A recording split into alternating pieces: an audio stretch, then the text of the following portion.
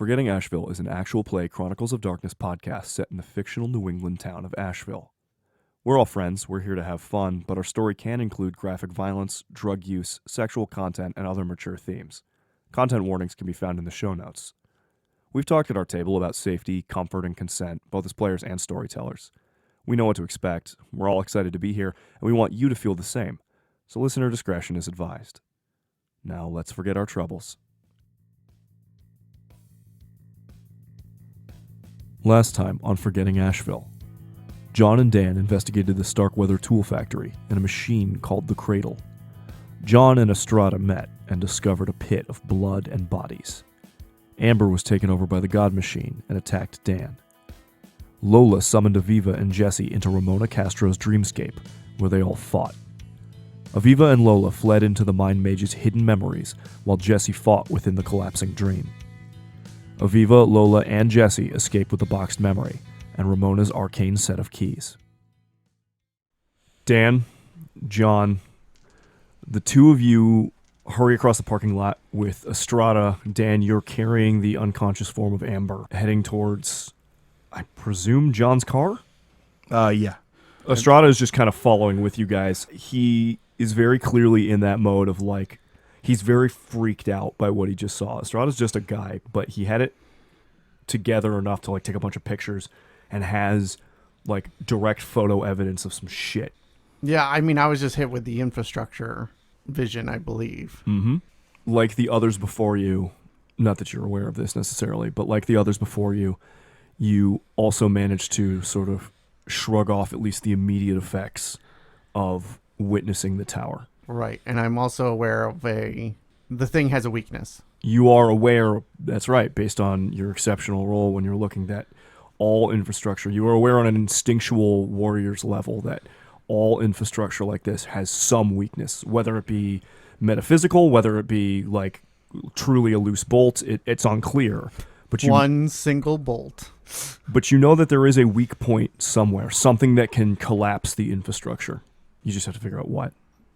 So yeah, I'm running. I'm keeping pace with these guys, really, I think, more or less than full out. You could, even holding her, you could probably outpace these guys, but by the time they get to the car, John's like loosened his tie and he's going to open up the back seat to help, quote unquote, Dan get Amber into the car. Estrada immediately goes for the driver's door, like, hey, give me the keys. Give Dan the keys. And then I head around to the passenger seat and I get in. Yep. I get into the driver's seat. He just sighs and gets into the back next to Amber. Look, if something happens to her, you're probably the only one that can give her first aid, right? Yeah. So we should keep her hands free, right? All right. What the hell happened with her? I don't know. A gear came out of her head? What? A gear came out of her head. She tried to attack me. I assume like the car's starting. And Yeah. I started the car up, started like, I don't necessarily floor it in this area, but I can get us out of there without making too much of a ruckus. You pass through the gate to get out of like the factory area, right? Because remember, it's all fenced in. You guys went through the gate. You make it out of the gate onto the street. Everybody in the car, roll me a wits composure for a perception check. You know, it's super impressive that he was able to get photo evidence of all this. Because I know geists are particularly hard to take pictures of. Like a normal flash on a camera won't do it. You need like extra lighting. Because the spirit is willing, but the flash is weak. No. Rebecca, cut all of that. What if I leave it in? Rebecca, cut that part too. I completely fail. 3 successes. Dan, you're driving off and you notice, it's late, whatever. There's not a lot of nightlife in Asheville, but it's not uncommon to see cars out. It's only like, 10, 11 o'clock maybe? Something like that. Midnight. So it's not evening time, it's not crazy late. And you see a car following you. It's like back enough where it's like reasonably subtle. Estrada doesn't seem to notice. He's actually zip tying Amber's wrists together, not taking any chances. John doesn't seem to notice, but you notice that you are being followed. What kind of car? It's like an old sedan. Like it's an old like big sedan. I guess the question is, do I recognize it? You know what? You would, actually. You know most of the cars in town. Right. Yeah, it's this like an old tan Oldsmobile that you know is still kept in repair and driven by this guy named Eric Walker. You know, because he usually comes to you for like little help with stuff. He just loves that fucking old car. Like, it's just it's a piece of shit from like the 80s, but he loves it. You also know that he works at the factory. Roll me just like a raw intelligence here. Oh, no. Mean. If he's thinking hard, can he add his strength? I'll take a single success. Thank you. And you also actually remember just hearing at, a bunch of guys that like, come into June's Diner or whatever. And you remember kind of overhearing that like Eric recently had been taking a bunch of sick days. Hasn't really been seen at work for a few days now. A few days, maybe a week. Again, time is a little weird right now, but like Eric has been calling out sick. But here he is driving a car, tailing you and John. And I didn't remember seeing him at the meeting. He was not at the meeting at all. No. Hey, John. Yeah. We're being followed by, it looks like Eric Walker. I don't see anything. I kind of like look over my shoulder. Don't look too and hard. Okay. I sit straight. Use your mirrors. I see headlights. Okay. Well, that's his car. Trust me. What do you need? I don't know. He's been calling out sick a lot. I don't know if he was a churchgoer before. He was. Yeah, he might have some rat problems. I look over my shoulder. Hey, can you get a good look at him in there? What? Can you see him? Can you see his face? Not in the headlights at night. That's not Just how. look. Jesus. All right, cool. As he looks, I put my hand on the dashboard. Okay. And I am going to cast magic on the car. So you perform some sleight of hand and distraction to perform magic? Yes. And I will attempt to transform at least the internals of this car into a dream machine for Dan. Okay. You spend anything on this? Unfortunately, 3 mana. Okay. Yeah. You sure you don't want me to kill him? This is in direct opposition to the cult, so you may use the spinning wheel. 3 successes. Tim? Yes. Because it's like a higher-end car, it's got a handling bonus of +1 to your drive rolls. I'm going to crank that. Sorry, it's just 1 additional, so that's going to be a total of +2 dice. Got it. The car starts to purr and starts to feel a lot better on the road. And it was already in a pretty great place. Estrada looks back over her shoulder at the two of you, conveniently not having witnessed the sleeper, not having witnessed the magic. Yeah, I can't see shit through the headlights. But you're sure that's... I know the car. Okay. You know how to lose a tail? I do. He like looks at you like that, like, wait a minute. And Okay, I floor it. I guess we're going to make a contested driving roll between you and Eric Walker. Nice. You get the dice bonus from the tuned-up car. And he also gets that cult bonus. Yes, he does. Because as far as you're aware, Eric is directly tied to the cult. Eric will get a 1 die car bonus because Dan helps him keep this car in shape.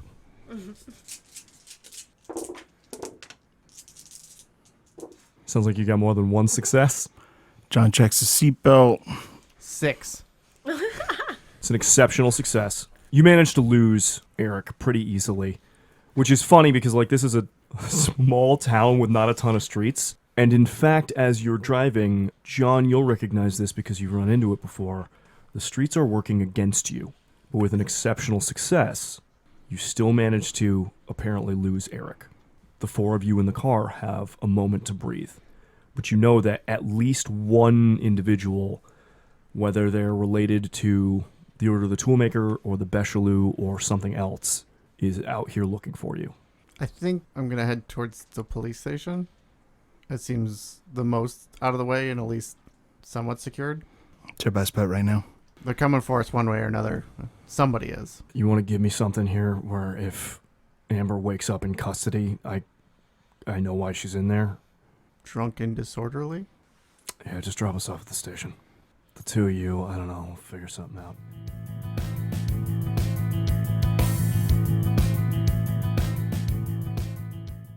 John, your phone rings. Who's calling? Unknown number. It's a local number, but unknown. I answer the phone. John speaking. Hi, is Dan there? It's a woman's voice. I sigh. Hey, Dan, you got a caller. Sorry, do you want to leave a message with him? I would really like to talk to him, if I could. Dan, pull over. Are you okay? I don't know. I don't know. I just know that I was told if weird stuff happened, I should call Dan. All right. Dan, we're swapping drivers. You got a call. I pull over in dramatic fashion. I have not decided what that is, but I feel like it is like a half circle. Buddy, make me a drive check. Excellent. 2 successes. Yeah, how cool do you want this to be? Just like an Akira stop. Oh, that's it? Always that That's all. it. That's it. Just an Akira iconic stop. stop. Well, if I had 3 successes, I would also get out of the car as a. But you're being reasonable. I'm being reasonable right now. Yeah. That famous motorcycle stop in the car. Yeah. Okay. That's all he wants to do. That's it. I mean, not the same That's it. slide, but more like No. the tail comes around and then there's like a mild, Yeah. like a little bit more Okay.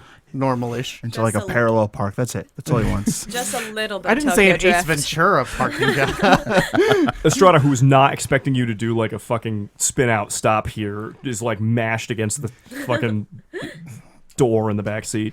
What the fuck, Dan? Aren't you supposed to be wearing a seatbelt? Isn't that the law? Oh my god. He's right, actually.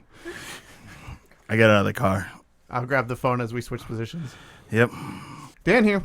Hi, God damn it, too. Hi, Dan. This, Jen told me if there was anything weird in the house that I should call you. I don't really know how to explain this. I just, are you busy? No. What's going on and where are you at? I'm at her place, our place, and I just I don't know. She's not home. She's out of town, but I don't know. I don't feel safe here, and I don't know. All right. Lock the door. We'll be there soon. Okay. Like, I know we haven't met before, but like, don't judge the state of the house. Okay, it's a little. I got like rat traps and stuff out, so. Never do. Okay. Thanks. Yep. This is well, we'll do introductions in a minute. Yeah. She hangs up. We got to get over to Jen's place. I'll tell you how to get there. Okay. Sure. Are you still dropping Either us way. off at the station? Yeah, we probably shouldn't bring Amber. Is it somewhat along the way? It's not a big town, Dan. I mean, we could, yes. We'll make it fast. From here to Jen Slate's place, it's just a couple of blocks out of the way. Sounds good. It's all you, John. All right, let's go. Make the stop. We're going to be in touch. We just need to take care of something really quick. I think we all got a lot to talk about, so don't leave me hanging on this one, okay? Like 15 minutes, right? Hopefully within the hour. No promises. As soon as possible. Yeah. Well, if anything fucking weird happens here, I'll call you too. Please. Okay. Do you guys want walkies instead of these fucking cell phones? Yes. All right, Yeah, all the equipment you got. Bring it on. Okay. Well, no, not. Give me a minute. While he's doing that, I'm going to change out of my suit into the armor in the trunk. Yeah. Okay. Estrada runs inside, comes back out with a little cardboard box that's got like 4 walkies in it and another one that he's like clipping onto his belt. Frequency 5, go to channel 5. Okay. Got it. Channel 1 is police. No chance the mayor's not listening to that shit. But yeah, channel 5, we should be okay. Okay. But anybody can pick up these fucking signals if they've got a fucking reader, and I know at least your uncle does, and he looks at John. So like, Then let's be subtle. yeah. And he gives you guys the box of 4 walkies and picks Amber up. Not quite strong enough to do it like Dan, where he could just like casually carry her around. So he like kind of fireman carries her. And they go into the station. Stay in touch. Door closes. The rats have too much information. Something's going on. You think, all right. John makes a point of getting to the car much faster than it was before, and he was already kind of hustling about to help. And we are going to head straight there. Okay. You get there without too much problem. Right? You know the way to Jen's place. It's a duplex, right? So it's like a multifamily home. The first floor, you're not really sure who lives there, but Jen lives on the second floor. You've been there plenty of times before. Might have been a little bit, but you've been there, and you can see a light is on upstairs. It's one of the ones where there's like a staircase on the side that's covered and boxed in. You know what I'm talking about? Yeah. And that goes up to the door to her place. I get out of the car fairly quickly, even though she's supposedly not here. And I basically take the stairs 2 at a time, You get up to the door, no problem. do a couple knocks. John's going to come along behind him, and I intend to burn 1 more mana and generate kinetic armor. It doesn't look like anything. It's just that attacks made against me slow down. Okay. I kind of give Dan a nod. Dan, you can tell something smells. Rotten food, black mold, something. Jen has always kept this place pretty clean. Yeah, it's been a while since you've been here, but like it smells like like a mold problem in the walls, rotting garbage. And after the knocks, a small woman comes to the door. She's like 5 foot nothing, dark skin, like shoulder length dreads. She looks like maybe vaguely familiar from around town. You don't really know her. And she looks up at you, wearing like shorts and an athletic tee, like she was just working out. And it's like, well, shit, you must be Dan. None other. Jen's told me a lot about you. Come on inside. As I'm looking inside, how's... So the house looks like it's supposed to have been kept clean. There's not like a ton of dishes in the sink. A couple. Right. But nothing crazy. Garbage is not overflowing. But what you do see is a black mold starting to creep up the walls. Just a lot of like parts of the ceiling look water damaged. Parts of the drywall look like they're rotting away. Like years of decay in a place that is lived in. And she goes, sorry about the smell. It's part of the reason I wanted to, I don't know. How recent is this? A couple of days. At first I thought it was just a little water spot, but it's getting bigger. Down below or from up above? Just out of the wall. It's both. I thought it was, but the roof is intact, and I keep seeing these things and having nightmares, and I'm afraid to go to sleep or go in the closet. I'm glad Jen's not here right now. Glad she's out of town. Why don't you grab a couple things? You can't stay here. I mean, this is her place. Like, I'm just staying here. I don't... Yeah, do you trust Jen? Do I trust Jen? I love Jen. Okay. Of course I do. Well, I know Jen very well too, and you. I know. For your safety, you can't stay here. There's something going on here, and I don't have the time or the ability to fully explain it to you. Okay.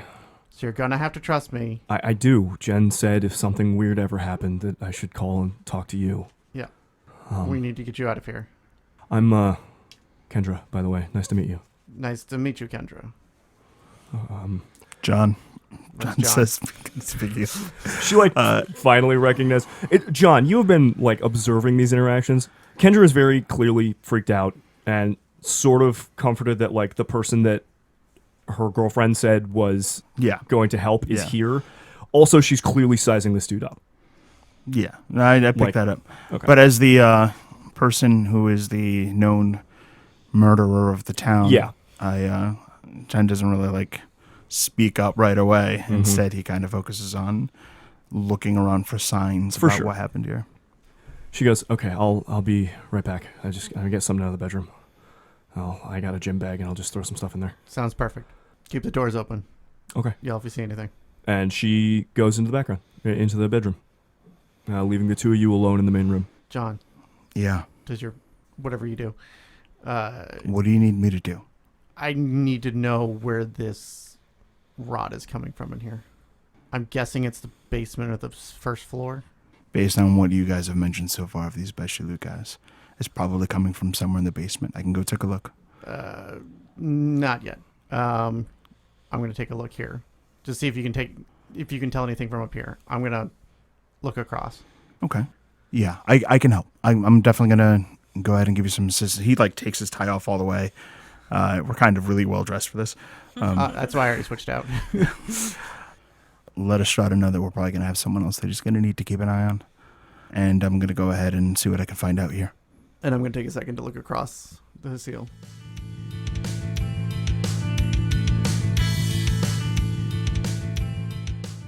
So you look across the gauntlet into the shadow. Mm-hmm. What you will recognize is that the gauntlet is thin here too.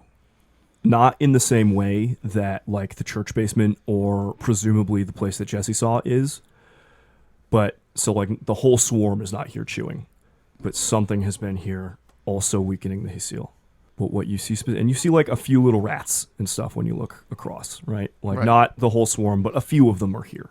Which is weird because they're not with the whole swarm. They maybe should be. And you look out the window, right? Just, you're nearby. Scanning the area. It's a small place, scanning the area. And outside, in the seal, you see the massive form of a rotting stag. However, it is looking directly up at you with an insane intelligence. It is different than the last time you saw carrion feast. Its rib cage is made of like bent, broken, rotting arms ending in like grasping, horrible hands. The antlers on its head, the massive stag's antlers, are now arms that like stretch out of the sides of its head where antlers should be, grasping and rotting, like flesh falling off of it perpetually. The maggots and flies that used to writhe and like the worms that used to be part of its very nature of rot, you see are now little like broken. They're still squirming around, but the closer you look, the more you see that these are fingers. That the very organs of this thing are like grasping, writhing hands and fingers and arms that all start to constitute around this grotesque, rotting stag's corpse. And it looks up at you, and though it has a bony stag's face completely bereft of anything but scraps of flesh, you can feel it looking at you with hateful calculation through the window. And around it, you see fearful little rats chewing on the gauntlet, targeting this place for its connection to you. As the two Uratha, the only threats to a major spirit or a Magath in the area, are currently separated. The rot that you see even on this side of the Hisil being a consequence of the thinning gauntlet and this thing, Rot's Caress's very presence. We don't have a lot of time then, right? Is what I'm getting the sense of? That depends. I mean, spirits have their own sense of time, and also Magath are fundamentally insane. But you know that there is a dearth of essence.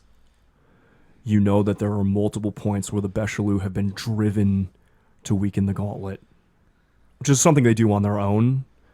But if there are Magath around, if there are things around that would want to step through into reality to feast and escape the drought within the Hisil, and it's already this bad, and that it is targeting at least a few areas where you are and you frequent, or that means something to you, probably not. You also know a Magath of this level, it is confident to take on one Uratha, even a Rahu. That's probably why it is escalating now of all nights. It's the new moon. And Magath may be insane, but some of them can be very clever. You're being hunted. Is there normally rats on this side that would also need to weaken the gauntlet? Or are they all on that side? There are a few rats on this side. John checks the rat traps first. There's a couple. One has two tails. One has like sort of an oversized mouth. They look like little deformed rats. There's a couple on this side and some on the other. Like I said, Jesse has found the nest. Most of them are elsewhere in that place near the factory, supposedly. But that does not mean that there are not a few around. And if they are being driven by a clever Magath to flush out its prey, they might have some on both sides. I'm going to take like a kitchen knife, put it through one of the rats that I find, particularly the one with two tails. Mm-hmm. And I'm going to head over to Dan and just hold out the rat with the two tails. Hey, I think I know what's rotting the walls. We told the Magath came up in conversation before. The what? It's a spirit that ate another spirit that it wasn't supposed to. It's very bad. How bad? 7 out of 10. You know I can't do anything to a spirit, right? I can't currently do anything to this spirit right now either. And I can't defend against them. Yeah, it's using the rats to get to the gauntlet. We need to take care of this thing soon, and I think it is targeting me and or us. So Us being Jesse. So this is a trap? Wait, okay. So Yeah. when do you want to deal with that? We need to go get Jesse. Jesse's indisposed. Maybe we can, channel him. What? I mean, Okay. indisposed is just a giant rage monster. First things first. We need to find your friend, right? Yeah. Well, she's not in town supposedly. What? Kendra comes back out from the bag. She's got a huge, like, Spalding gym bag over her shoulders. Okay, I got stuff. Ready to go? There's absolutely no way to tell how somebody is infected with a rat, is there? There is. How? I look at her soul. Multi-genre movie.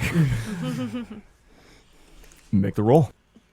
She may notice that I am like, when she walks in, I kind of give her a weird look and start kind of clicking my rings against each other and start drawing on those runes. She looks at Dan. You sure about this guy? Oh, most definitely. He's giving all like psychopath vibes here. He's checking the vibes. He's checking the vibes? Yeah. 2 successes. 2 successes on vibe check. On a vibe check, the vibes of her soul are unratted. Okay. Yeah, pretty much. You're good, though. We should go. You're sure? 100%. I would not share a phone with any other person. Okay. Is that why he picked up the phone? Yeah. It was my phone. Let's go. Do you not have your own phone? I do not. It's a long story involving my brother. Happy to help, though, even though I'm a weirdo. Let's go. Great, sounds good. And so where are we going? Police station. Speaking of people who give me bad vibes, I don't like that cop. Oh, he's on our side currently. Yeah, I get it. Fine, but he can protect me from whatever this is. What is this? What is going on? This is not just water damage. Bad vibes. You gotta stop saying vibes. I don't have a better explanation for you without getting too far into things that I can't necessarily explain. While Dan doesn't explain, I'm going to go put the rat that's impaled on a kitchen knife away before she kind of takes notice. Yeah, you did the whole thing holding a rat on a knife. Oh, yeah. Like, I'm not fucking weird. Look, Staring into her soul, clicking rings, holding an impaled two-tailed rat. I'm not weird, you're weird. Vibe check. yeah, she's gonna roll for vibe check. Your vibes are okay with me. All right, Dan, let's go. essentially, there is something in the area that is... Hey, hold on. I appreciate that you're willing to tell me stuff. Is this the stuff that you won't talk to Jen about? Yes. Okay, then I don't want to know it. Okay? I wasn't 'Cause going to tell you too much anyways. Well, that's what fucked you guys up. I don't want that to do that with me. Well, I'm glad we're all on the same page. Great. Are we going? Yeah, let's get out. Oh, sure. I will trust you. Jen trusts you. I trust you. Sounds good. I'm going to go start the car. Go. Car starts, and I'm going to go start the car. yep. For the two people who can't see into the gauntlet, across the gauntlet, you're out there. It's dark. There's bad vibes in the area. Dan, you're the only one who can see Rot's Caress just slowly walking towards the car, looking right at you with like a manic glee. It turns out that after I look back in the normal realm, I can't see him either. You I can't operate like that. My senses can only be in one place at a time. Interesting. Okay, Yeah. so you cannot see I any of cannot. this. As soon as I stop looking at him and go back to looking in and around the apartment, I can't see him anymore. Okay. So you just have a bad feeling. I just have bad You just feelings. have a... Yeah. So, yeah. It's mostly just like, hurry, let's go. You have a very bad feeling. Yeah. The best I can do is in theory, I can make myself deaf and extend my hearing towards the other side, which is about as best I can get without You could also extend your scent into the True. which I maybe don't- not the best nah, idea, I'm considering. Oh, yeah. It Yeah, probably no, smells thank you. pretty fresh. No, thank you. My touch. You. So you don't notice anything. As all of you, and actually all of you, start to get this overwhelming sense of dread as you approach the car. Have any of you in real life ever had this experience where it's like late at night and you walk towards a car and you just get this overwhelming idea that something is going to reach out and grab you from the darkness underneath the car? Is it just a me fear? I mean, if you take away underneath a car that's just walking at night as a girl. Fair enough. Coming upstairs from the basement. Same idea. Yeah, that something's going to reach through the crack and just like drag you into the darkness. As you go to like physically step into the car, Kendra stops and is like, what's going on? Something's wrong with your car.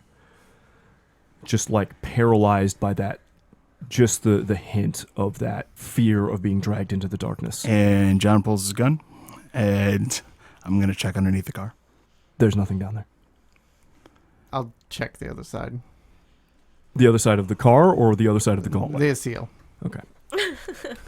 Now you see, extremely up close, like right by the car, Rot's caress. You can make out every detail of this hideous monstrosity. And on the ground around it is like a squirming mat of like maggots and worms just rotting and devouring everything they touch. But this close, you can once again recognize every single one of those hideous insects is just a finger moving on its own, this aura of whatever. So there's nothing in the twilight or on this side currently, but just being this close to this thing is giving that overwhelming sense of fear. So It's my understanding is that it is utilizing its presence, but it can't actually do anything. It is not currently. Your understanding is that it cannot, unless it can cross and like materialize into the twilight or the material world, like the Grubbler somehow did. Still hanging thread mystery a while ago. Yeah, that wouldn't occur to me. Unless it can do that, in theory, no, it can't actually do anything from that side of the gauntlet. That's the whole point of the gauntlet that Father Wolf put up. Right. This is just, I don't know, feedback. Aura, almost. Yeah. Essentially. There's Like- some sort of, yeah. Like, Because the car's not on the other side. it's not. Right. Spirits feed off the essence of things created in the real world. This is some sort of like feedback on the other side where like just the vibes on this side across the gauntlet, to use you guys' words from before, This episode's name is Vibes, by the way. are just so off that feeling the presence on the other side of the gauntlet of this Magath is enough to just put everybody's hair up on end. You can't imagine without the strength of the gauntlet. Even though the gauntlet's a little weaker here, you cannot imagine how things would feel without the strength of the gauntlet. Like, it would be a truly, even for a Rahu perhaps, paralyzing presence. I pull back my senses. John, give me the keys. As your senses pull back, Yeah. you can see it starting to mouth things off the side of its face. Like its deer skull mouth like fills with those fingers. So it's like choking and spitting out worms that drool and drop to the ground. But within that mass of writhing worms, you see like a little mouth start to form, moving and saying things. But you pull your senses back. I was about to say, nope, don't need to know what it says. That's totally fair. Not curious. No, fuck that. I thought we already established that's a trait of mine. Don't need to know. It's good. And you get in the car. You can manage to persuade Kendra to get into the car too. Yeah, I figure from the other side at least, if I get the car going and Yeah. like Yeah, the lights are Gate's on in social the guy. inside, and She doesn't need a whole lot of convincing. She needs about as much as convincing as Dan does. right. You steal your resolve and get in, and like Okay. almost at the same time, she Got it. steals her resolve and gets in the Okay. car. And we'll high speed drive off away from this horrible thing. As you drive off, Yeah. John, how long do the tune-up bonuses work? Is it just there? Yeah. Okay. Now it's not. That extra purr and hum seems to give way as the car is still fine. It is not currently breaking down, or rather it is. It was just it was overtuned as you start to drive off. It's starting to affect the real world. The gauntlet's getting thin. All right. Can you take this guy? Not on my own. John makes a face at that. Well, if he didn't have other people with him, I'd have a pretty good shot. All right, Dan. It's all right, man. I believe you. Okay. Kendra, Yeah. we're going to take it to the police, but we're also going to keep in touch, if that's okay with you. Yeah, I don't know what's going on, but this town's fucking weird. You guys know that, right? Yeah. Yeah, it's weird. I've only lived here like a few months, and this place is fucked up. All right, so Well, cop's a welcome to Ashville. douchebag, but he will look out for you, at least till dawn. And in the morning, we'll get you set up with a place to stay that's a little, less terrible. And in the meantime, you see any rats or anything, get that bad feeling you just had a little while ago, Okay. you call that same number you called to contact Dan immediately, and we're going to come help you out. Welcome to Asheville. Where'd Jen go? She's out of town. She went to a library conference. Like when? I don't know, like 2 days ago. She's going to be gone for the weekend. She said she was going to be back in time for the Founders Day Festival. Okay. Well, generally lines up. That's good. Yeah. That's why I felt weird. I've only been here a little bit, and then her apartment starts to fall to shit, but she's got you as an emergency contact, so. I'm pretty sure it's not your fault that the apartment went to shit. Mm-hmm. Also, we're your emergency contact too now. So, if something else comes up, again, please let us know. She kind of cold shoulders John a little bit and is like, yeah, okay, I will. Like, clearly talking directly at Dan. Fuck. Hey, Yeah, this place doesn't have like a gym or anything, does it? of course it does. Asheville? Yeah. Okay. Is it okay? Is it decent? Because I haven't had a decent workout since I got here. It's pretty good. Okay. Sorry, I know this is like way off topic, but like when I get stressed, I just want to work out. Yeah, this is a pretty good one. I maintain most of the machines myself.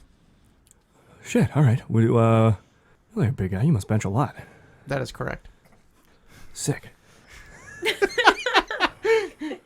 Garrett is dying over there. Okay. Guess we'll be seeing each other a lot. Yeah, guess so. You don't still have feelings for her, do you? It's just Weird fucking question. out and says it. And you're starting to, John, you are starting to get the impression that maybe a lot like Dan, this woman is pretty straightforward, is social but doesn't always like play the social games, just gets straightforward to shit, is tiny where Dan is huge, but otherwise pretty good shape. I just look between the two of them, shake my head. Maybe the cop's got a lap bar or something I can... I'm sure. Okay. And she just kind of goes quiet and is like looking out the window, like in her thoughts or lack thereof, as you guys drive to the police station. You want to call Strata and let him know that we are coming? Yeah, chirp him. There's someone else we need you to keep an eye on for a bit, but no immediate emergencies.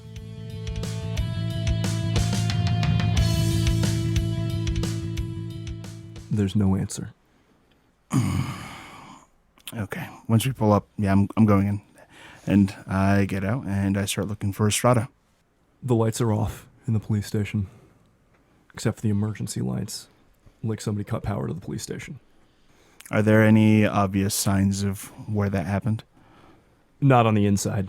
Okay. I'm going to follow him, tell Kendra to hang out in the car for now. Lock the doors, keep low. Yeah, okay. She like shrinks down. And again, she's like 5'0". Yeah. It's very easy for her to just like not be in sight line. I follow him behind you. It's pretty suspicious. Click flashlight on. And I'll start snooping around. Pretty quickly, you downstairs in one of the holding cells, you see Estrada. The walkie is like outside of arm's reach beyond the bars. It's actually in the same holding cell that you and Aviva had been in earlier. The doors are closed and locked. He is zip-tied and beaten severely. Amber is nowhere to be seen. So this isn't great. I kind of looked at Dan. Did Amber do this? I would guess that would be what happened. I head for the cell and I'm going to open it. That's why we don't use zip ties. I mean, pretty easy to break. It opens. Yeah, you can, there's an emergency release, obviously, so that people don't like get trapped in here when the power goes out. Hey, you got to wake up. I go and check on him. Slap him in the face. This is a code 311. Amber is the culprit of this atrocity. God damn it. It's an Amber alert. You can't make me edit that out. Fuck.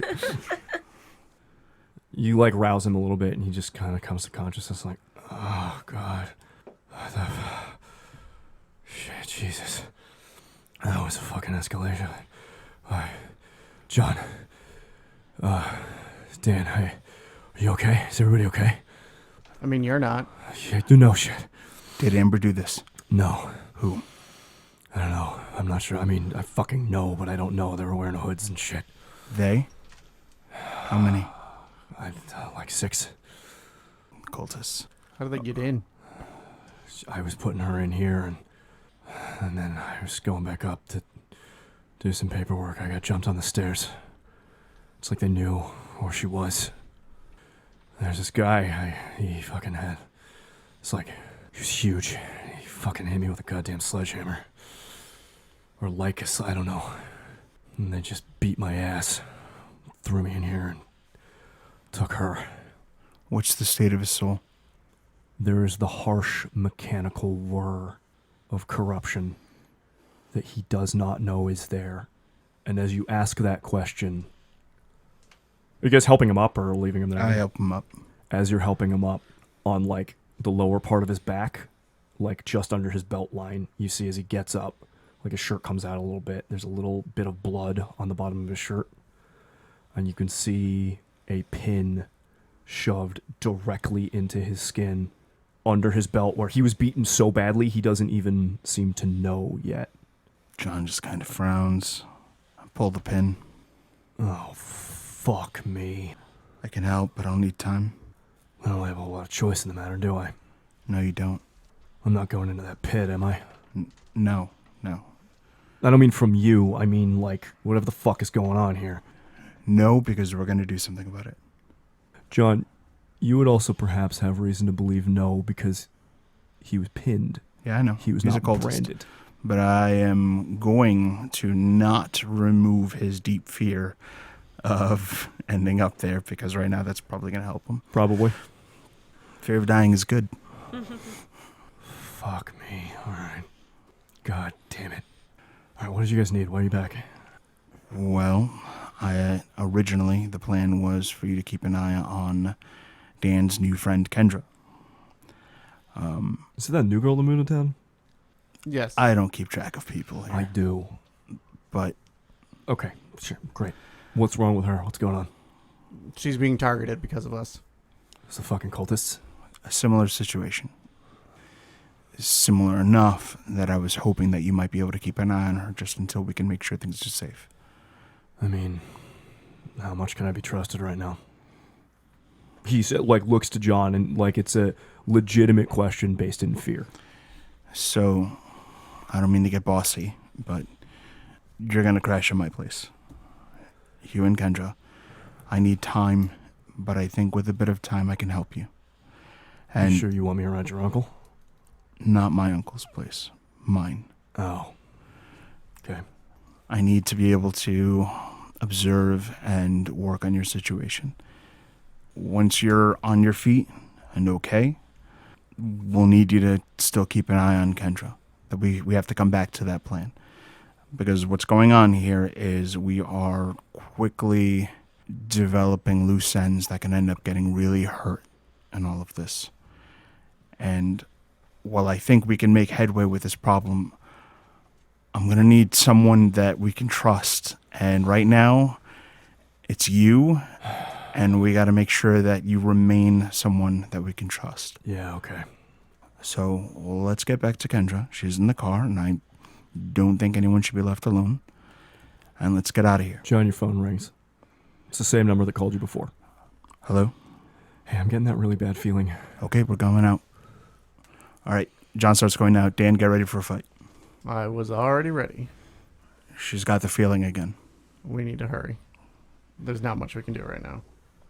You guys go back outside, and as soon as you leave the police station, you start to get it too. So does Estrada.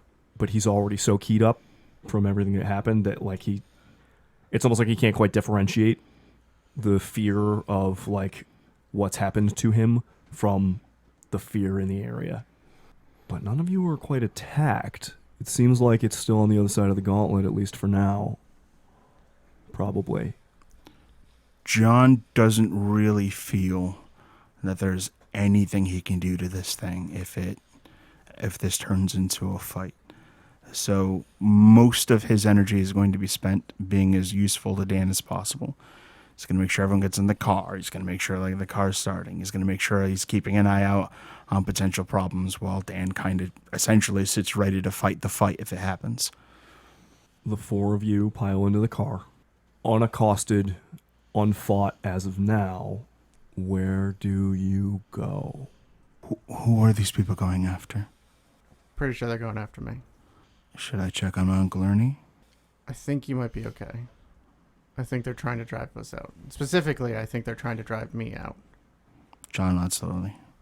Okay, I trust you. I've got the walkie. You have the walkie. What time of night is it? Let's say it's around midnight-ish, maybe a little bit after at this point. Probably 1 now. Probably It's like, around yeah, midnight-ish pushing to 1. earlier. I think I need to go. Uh, I Alone? can't fight it, but I can keep it somewhere else. no. And not keep it, but I can keep on the move. No. And then I would need you to get Jesse and them and go with the original plan. I can't. What do you mean you can't? If I go to grab Jesse, there's a chance he'll freak out. At least stick by us until I know I can get Jesse. I mean, I got until dawn. Yeah. I got 4 or 5 hours of running that I can do. We risk losing both of you. Unlikely. I don't understand. It's going to come wherever we are. Yeah. And I don't know if everything else can stand being near it. Being optimistic, you said you could take it 1v1, and it's not going to do that. Right. So the math says stay with the group. I get that. I plan on meeting back up with you guys. I can't win. I'm just going to keep it busy. You guys can recoup, grab the rest of the stuff, and then meet up with me at that original place. But think about it, Dan. If I had easy access to you, it would have struck. I'm afraid if it's either going to go away and do some more damage somewhere else. If I can keep it busy for a couple hours, I'm not thinking this is going to be terribly long. At the least. That's what I'm thinking. I understand, but hear me out, okay? You and Jesse are probably the only actual solution to this thing. I am not in support of gambling that solution in hopes of preventing whatever damage that it can do in the meantime. Especially with no guarantee this isn't worth the risk, Dan. Tim, if you want, you may roll me a wits survival based on what you know of Carrion Feast. What you think Dan's chances are of outpacing this thing. That'll be no successes. Do you want to botch? Yeah, sure, why not? Yes. Dramatic failure clock. Then, yeah. So you think about your plan to deal with Rot's Caress. Drawing it away from John, trying to get everybody together to come hunt it.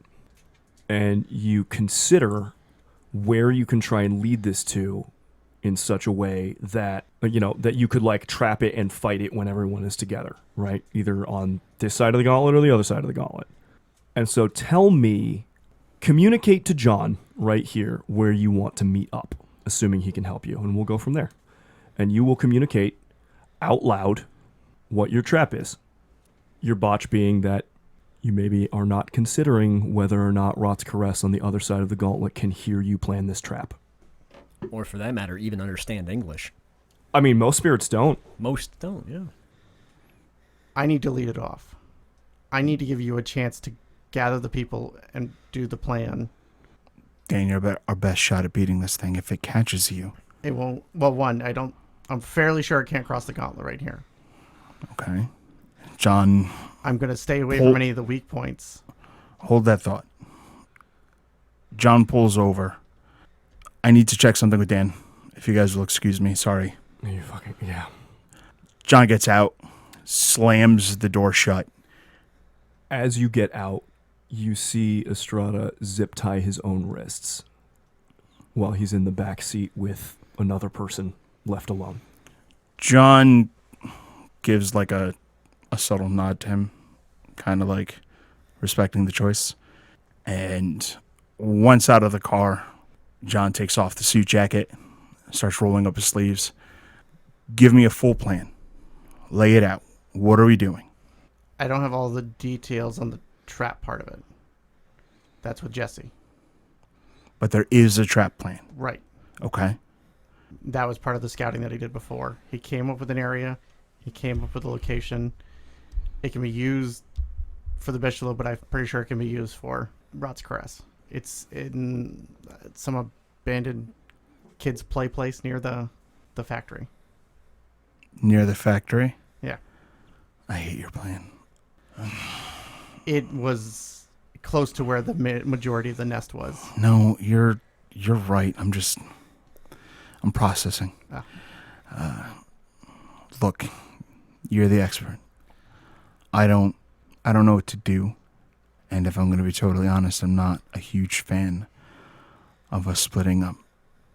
But we agreed that there may come times when we have to. If you feel we've got to, okay. I'll do my best to cover my end of things. But you got to bring them all together.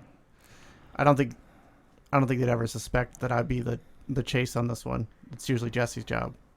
So this could give you guys time to get ready, prepare. I'm going to be a little bit toast by the time I get there, but 5-hour run, I've done worse. All right. So we try to hit for dawn.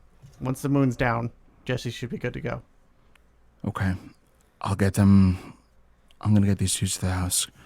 Contact Aviva. See how Jesse's doing. And we'll get to you as soon as we can. Just, man, let's not let this go to shit. It's never the plan. It's never the plan. Dan, empties his pockets. Just any kind of, weird random bits that he has that might weigh him down. But, I'm going to do part of this in Urhan, but I might have to do part of this as a person. So, Yeah.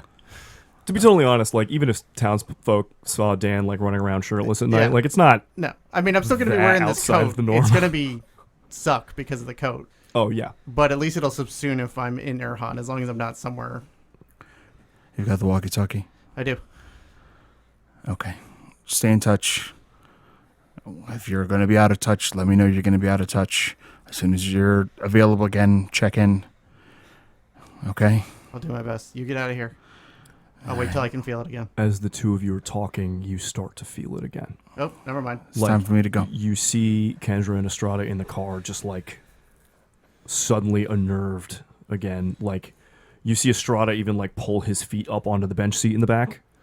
Not willing to have his feet down in a dark place he can't see. I grab you by the shoulders, give you a hug, John hugs him back. Yeah. Just stay safe, man. We'll see you soon.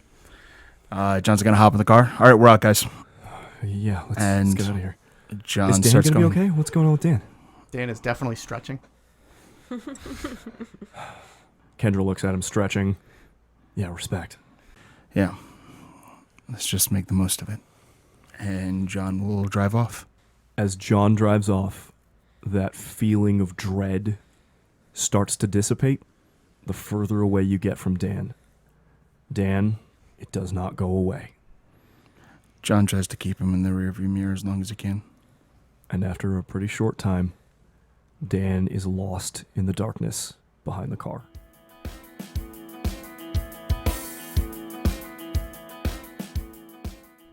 John, you drive off with Estrada and Kendra in the back of the car. Estrada still zip-tied, leaving Dan behind you. What do you do? John's actually going to make it back to the house. The last thing he kind of really wants to do at this point is endanger more people. So he gets to the house and lets them out, come in, get comfortable. He's going to kind of stop Estrada at the door. We're going to need to cut the zip ties. Yeah. And here's why. I've got to go. And I know you are willful enough, stubborn enough to keep Kendra safe for now. I just need to make a phone call, maybe run a quick errand, and I'm going to be back. And when I'm back, we're going to get your stuff figured out so that you're back on your feet fully. Yeah. Okay. I know this is a bet, but I'm betting on you. He holds his wrists out to you. I cut them. Cuts the zip ties. His hand goes to the gun at his hip. Takes it out.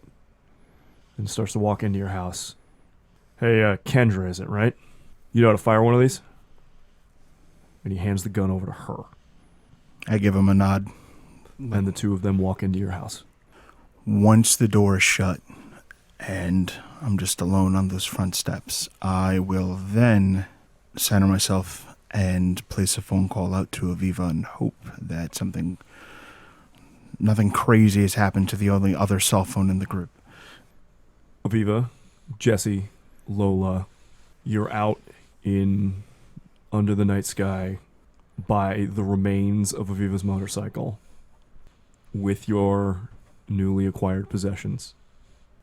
The phone in the pocket of the anorak jacket that Jesse is using to cover himself begins to ring. Jesse nearly jumps out of his skin and starts pawing at the jacket to get it off him as he shifts down into Urhan and becomes a wolf and scampers away from the jacket in terror. Phone.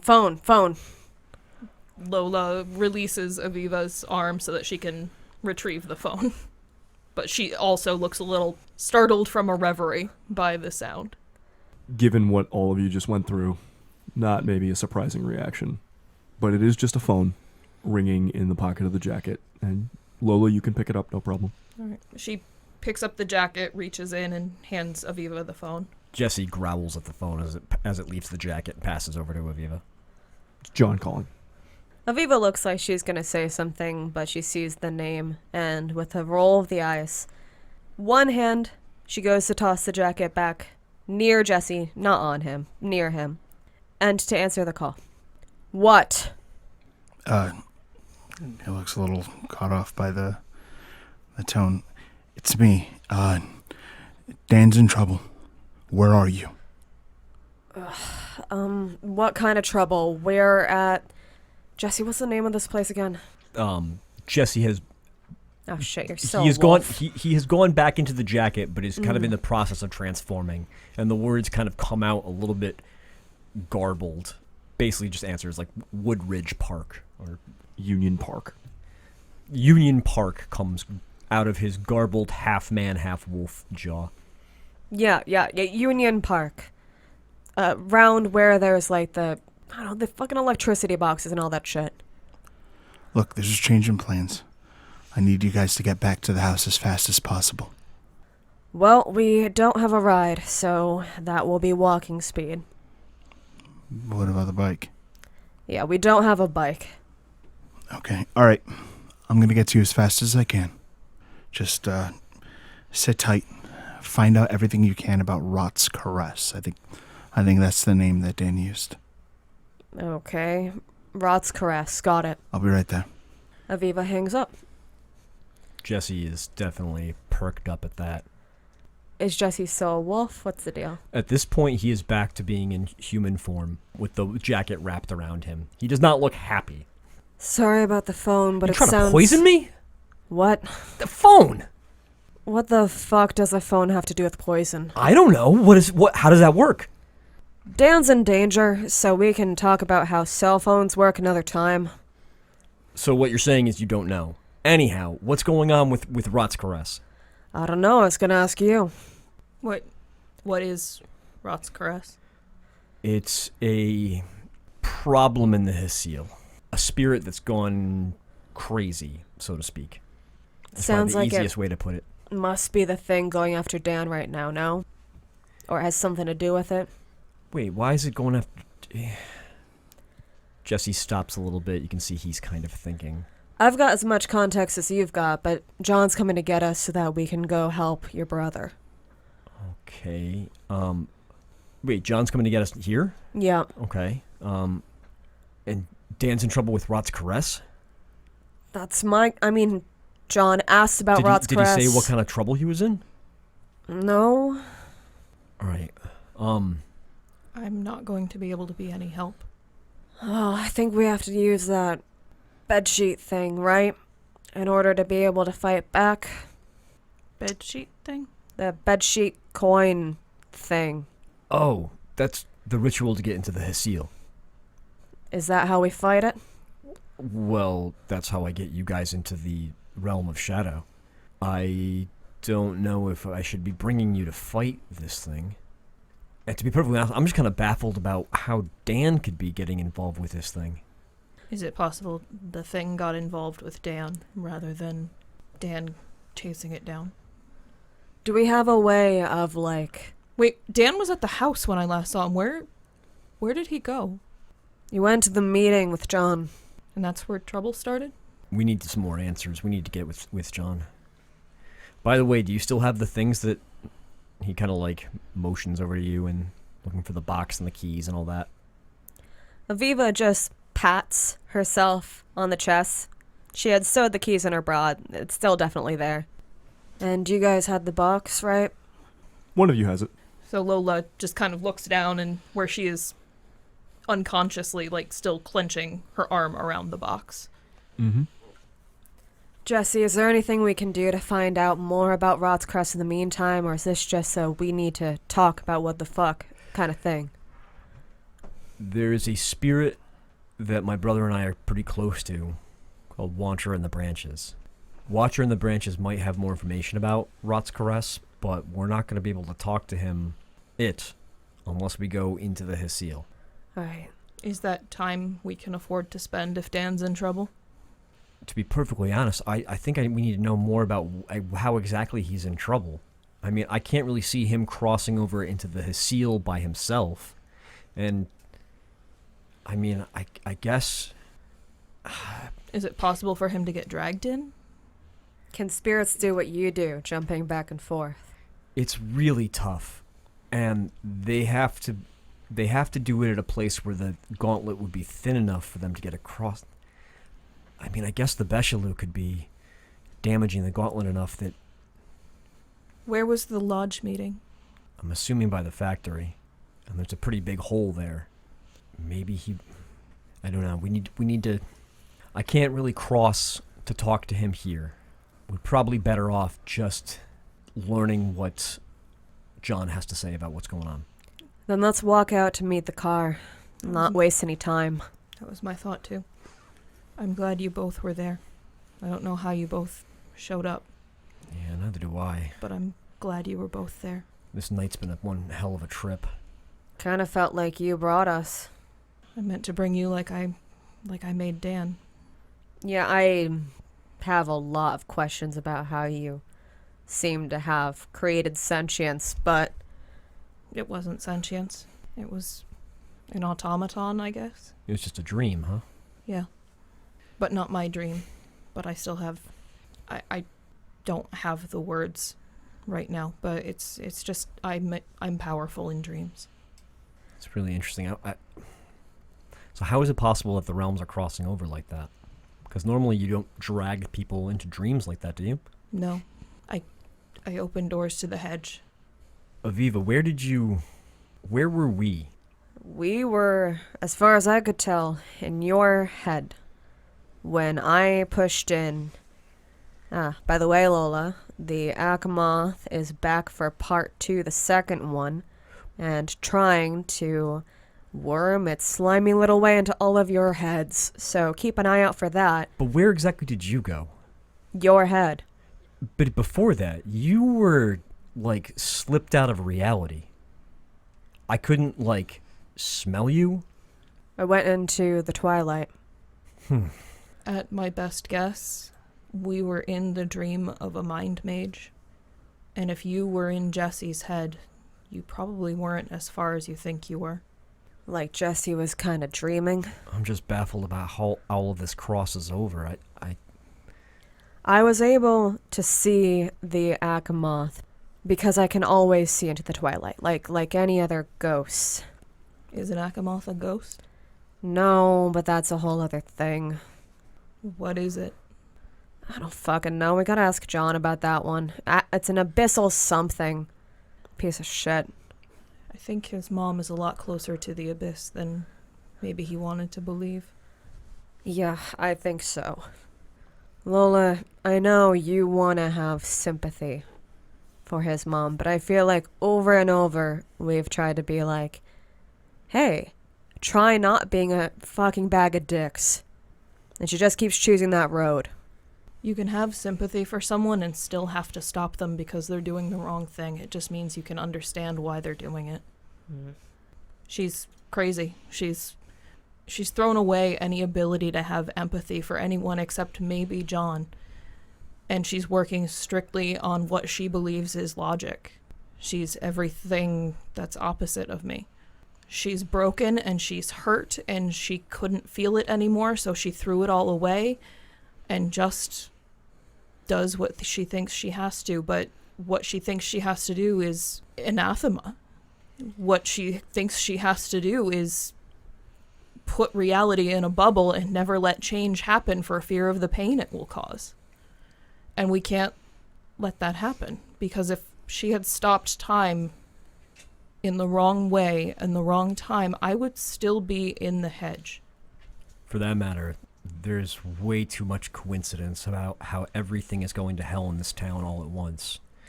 And the one thing that chills me to the bone is that fucking tower. The one that I haven't seen. He nods and gives a strong look at Aviva. Aviva kind of quirks her head at Jesse. What? I'm just saying that that tower might be the one pulling the strings here. But who built it? I can't imagine anything building that thing.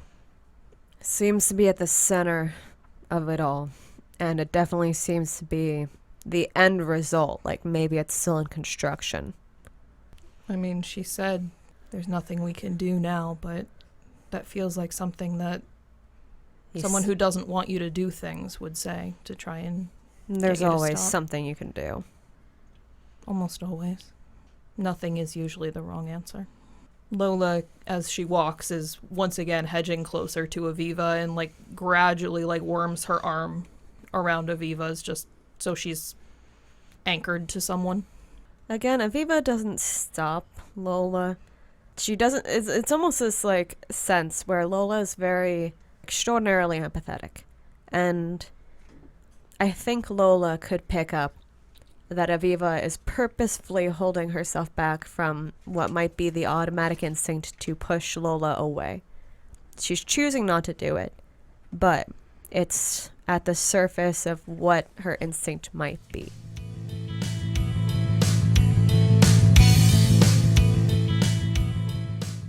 As the group of you walk down the hill, eventually you hear the sound of tires on gravel and see headlights in the trees. As John, you roll up to one of the entrances nearby to Union State Park.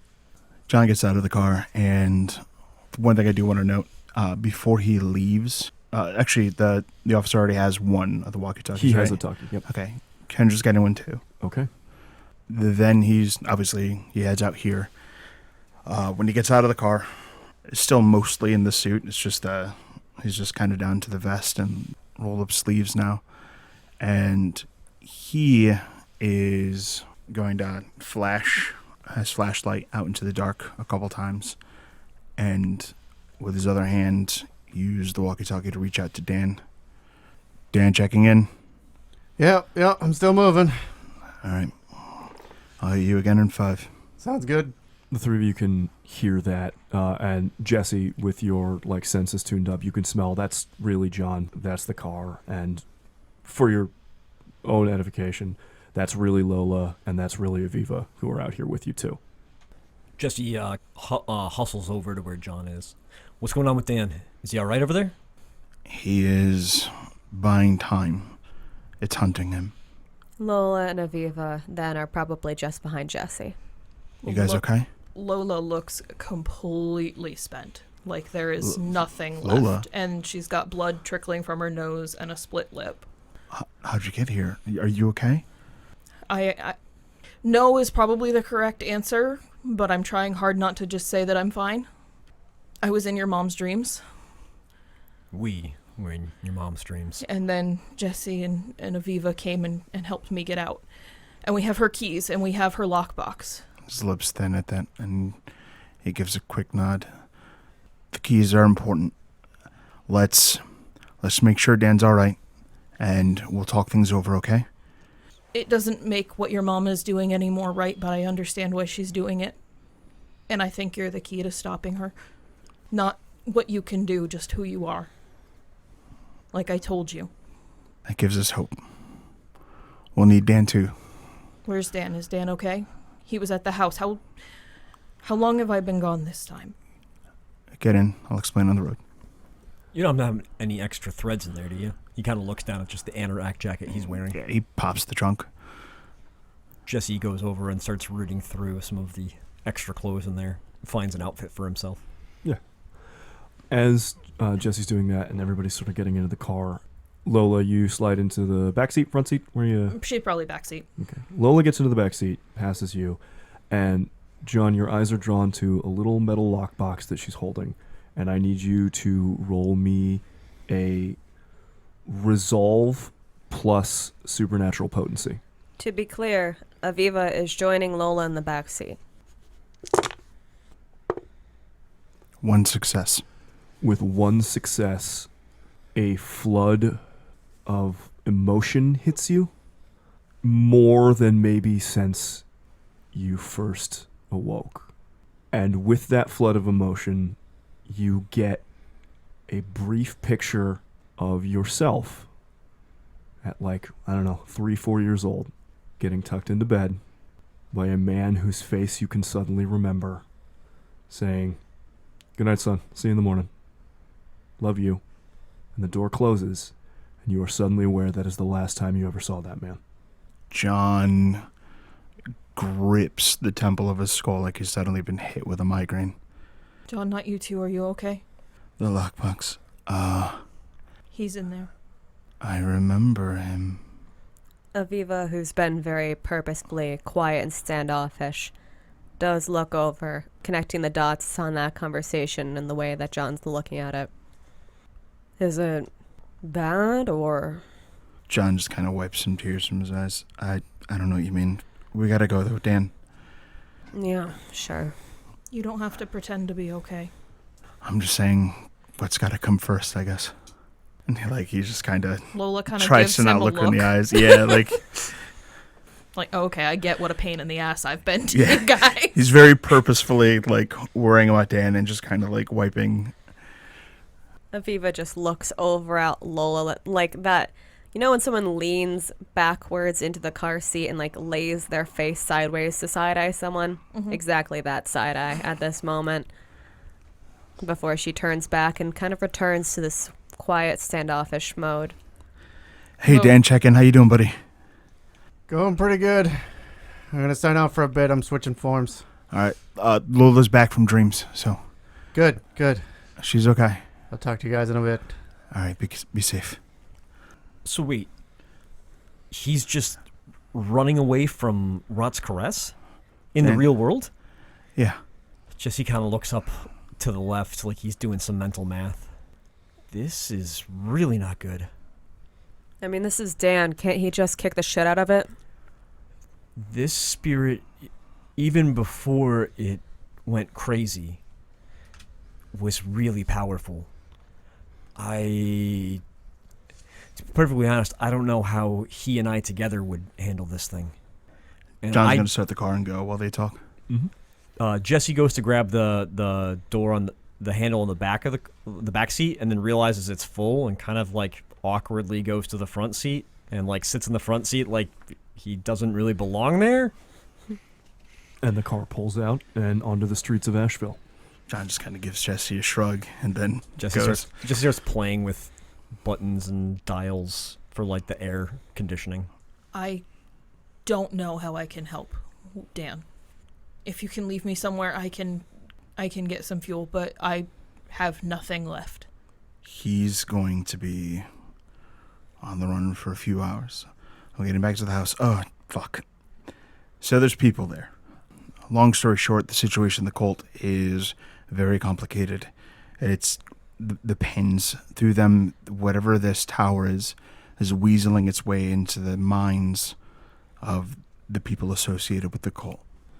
Kendra, very nice woman, I guess, and local cop, they're with us at the house right now, laying low. The one whose car we stole? Yeah, he's over it. But the reason for it is Kendra was being stalked, harassed, what have you, by these Beshili rat creatures. John hands his phone off towards Jesse. Check with your family.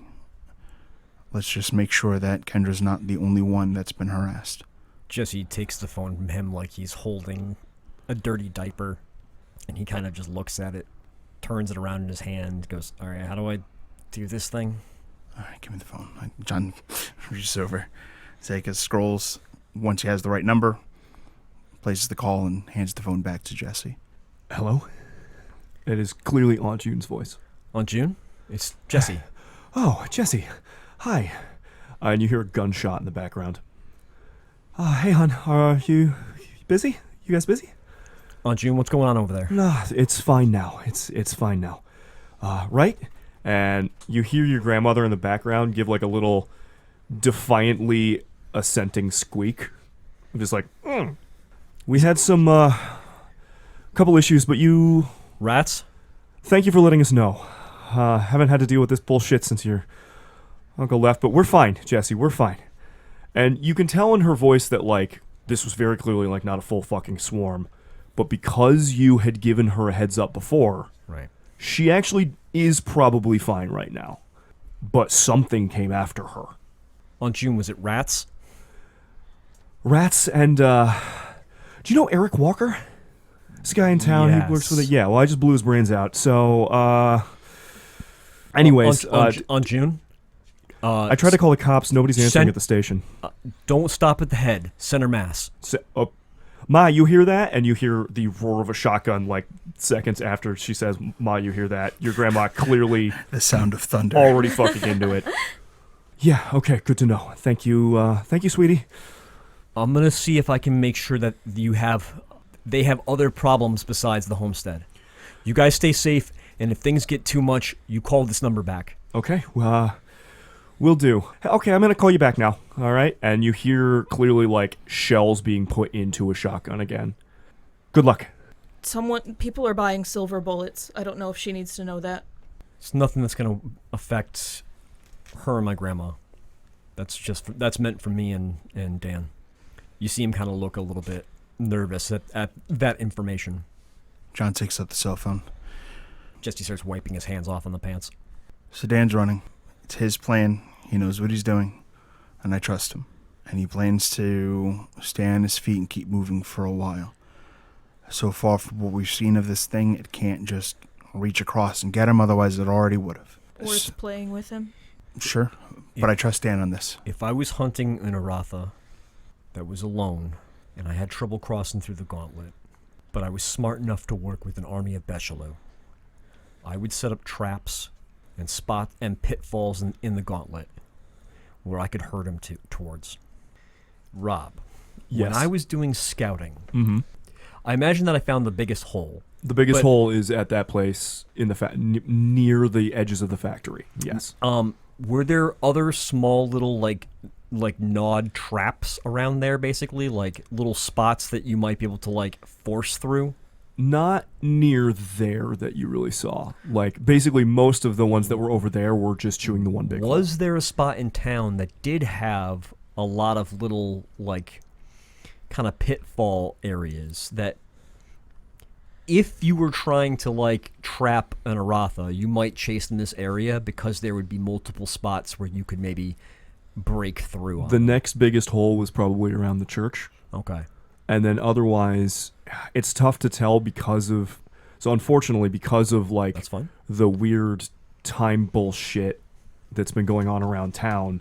It's not a bad thought to have, but things have been so missing recently that you're not sure where specifically those little holes might be. Right. So right now, head back to the house. Dan's going to be waiting for us first thing in the morning, and he's going to be at the Fizz Kids for whatever reason. Is that place still open? No, but it's really close to where the main Beshalu nest was. He says it's important there. It's a good spot to trap them. Do we have to hide in front of the people at your house? Yeah. Okay. They're already pretty spooked, so a little normalcy would be good for them. They're gonna know that I'm not Dolores. Because there's no reason Dolores would be there. They're not going to be asking a lot of questions, hopefully. Just call her your evil twin or something. You said it was. Okay. But you they're said it wound was up pretty Estrada? bad. So And who else? a woman named Kendra. Who's Kendra? So Kendra is the significant other of someone that is the significant other of Dan. But while Dan cares about them, Wait, who? they never really had a chance at a relationship. So Wait. this who? person is with Kendra. Jesse, you would know your brother well enough to know that the one that got away, the one that was important, was a woman named Jen. Yeah, well, absolutely. That's Yeah. that's why I'm wondering. Like, I'm just waiting. Yeah. I'm waiting. Basically, I'm waiting for him. Jen and Kendra are together. Wait, Jen? Yes. So this is Jen's like. Well, Jen's out of town, so Kendra ended up being the target. Of the Bechelou. Right. They went after Jen presumably because they somehow know that Dan cares about her. How Yeah. the fuck would they know some shit like that? Dan seems single all the time. They've He's been back watching. 5 minutes. Yeah, I've seen your phone. Just busting him. I mean, Sorry. So I could figure it out. here's So maybe here's they the could- thing. Bechelou are pretty clever, but I think this is a step beyond them. When Bechelou damage the gauntlet like they do, it causes a drought in the Hisseel, and spirits there get very hungry, and they start cannibalizing each other in ways that are not intended. When a spirit becomes a cannibal and starts eating other spirits, they blend their meaning. Ugly combinations start sprouting up. That Magath thing you were talking about. Its name used to be Carrion Feast. It was not a pleasant spirit to be around, but it was natural. The end of things, being consumed by lesser spirits. It's just part of the regrowth cycle. It has probably always been one of the strongest spirits as far as I can remember. And if it's been eating all of the lesser spirits, it could be doing weird things. Some spirits of that sit in trees and watch, or in dark places and watch, could become very dangerous if it wants to look across to the Hisseel and gather information. The priest also just looked like a person. I mean, how long do these Bechelou live using people? I don't know the exact timing of it, but they hollow out the bodies of their victims, and they usually gestate their young inside. Lola actively dry heaves.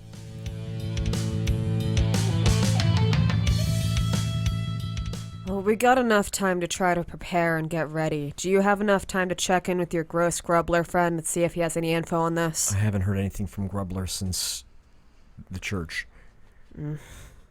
Jesse gets real quiet. Jesse, you know that the Watcher and Branches said that Carrion Feast devoured specifically the spirit of fear. And you know that the Grubbler knew a lot about your family because of how close everyone was. If Carrion Feast, if Rot's Caress ate a spirit that knew a lot about me and my brother, it would probably remember those memories. Did you see it? He looks at John. I didn't see it, but Did you feel it? I felt it. Something, I felt the way- something underneath about to touch you, reach out and grab you. I saw the way Espada lifted his knees in the backseat of the car, afraid that something might reach out from under the dark to get him. So, a lot of this is lining up. I'm sorry. Yeah. Fuck, And Aviva just kind of, sinks back further, shaking her head, in apology. Lola's jaw clenches. You can see, Aviva can probably see on her face, this is another thing that I have cost that family. Jesse kind of just sniffles a little bit. Shouldn't be getting close to spirits like that anyways. We'll be alright. If we're going to go after this thing, I need to see it before we do that. It's hunting my brother, but we need to view it. And then we can catch it, and we can trap it. And maybe if it's got a connection to the Bechelou, we can trap them as well. And this is going to be one hell of a throwdown. But that's the best bet we got. If you all are willing, I can bring you with me into the Hsil. But that means that you need to be ready for that. And Lola, you need to... What can we get for you? I'm not going to feed off of you guys. Define feed. Steal what you're feeling and your will to feel it. Is it important what the feeling is? No. Then take mine. I don't need it anyways. Well, But There is horrible sorrow coming off of Jesse, like in waves, if you can see that sort of... I think you can, right? I'm pretty sure. Oh, yeah. there's a couple of people at the house who are not going to be able to get any rest after what they've seen and felt tonight. Maybe... Jesse, I'll take yours if you want me to take yours. He nods. But I don't want you to not feel this. He cracks a smile at you, a sideways smile, and just says, don't worry about it. This is what we've got, and this is what we'll use. Let me see what I can get from them first. And then God, I fucking hate this. It makes me feel like your mom. People have a right to feel how they feel. If they're using it to hurt people, then we take it away. But people have a right to feel what they feel. My mother uses the way people feel to control them. All you're doing here is taking the edge off. You are nothing like her. More than that, just let me feel useful. Jesse, you pulled me out of the hedge. You were there when I came out of the thorns. I wouldn't be here if you weren't here. Dolores would have found me and hidden me away somewhere. I owe you. I appreciate that. But I'm going to need you, and my brother's going to need you coming up. And if this is the way to get you back in shape, that's fine. It steals your will to feel it. Lola, I know you're looking to protect us, but I need you just to listen to us and trust that we're a team and a pack. John kind of looks at the rearview mirror. We are as weak as our weakest link, so I need you to be in fighting shape. And I need the same for you. Take them. Lola, while the car is still driving, probably not the safest choice she's ever made, sort of like lets go of Aviva and crawls over into the front seat and just kind of sits on the console so that she can take Jesse's hands. Aviva very quickly lets Lola untangle and ducks like she's getting out of the way so that Lola can perform the unsafe acrobatics of sitting on the console. As she's kind of crawling forward, Jesse actually just puts an arm back and kind of lets it dangle into the back seat. Nothing touches your hand in the darkness. Until Lola does. And she just kind of sits with him, kind of letting her empathy guide her to, like, mesh their wavelengths, so to speak. As you kind of, like, slowly take his hand, you definitely feel a swelling of emotion at the touch. And once she's able to ride that wave of emotion again, she will attempt to harvest. Make the roll. Between the penalties and bonuses for the emotions that Jesse is feeling, Mm-hmm. you're going to take a total to a +1 die bonus. Kind of evens out to a 1 die. Okay. This is not fear that he's feeling, O Maiden of the Autumn Court, Mm-hmm. but it is potent nonetheless. 2. And you gain 2 glamour. Jesse, it's not that you suddenly feel less sad, it's more that you feel the difference between sorrow and not being able to truly feel the depths of sorrow. That numbness can feel a little like gray area between the two. And so it's not that you don't feel sad anymore, it's that you are suddenly numb to the sorrow that you had been feeling. It is put away, and you don't... It's not that you're not going to process it at some point, it's that you do not currently have the energy or the will to process it. And instead, there are other things to feel, other things to do. She kind of gives his hand a squeeze when she's taken what she can. Are you okay? Yeah, Yeah. If you need more, hit us up. I'm sure that we can figure it out so we can get through with this. I do. John had mentioned that there were 2 people at the house who specifically right now were feeling a great deal of anxiety and fear. Which is very tasty indeed. For a member of the Autumn Court? Yeah. Absolutely. Mm-hmm. Let's wait and see what I can...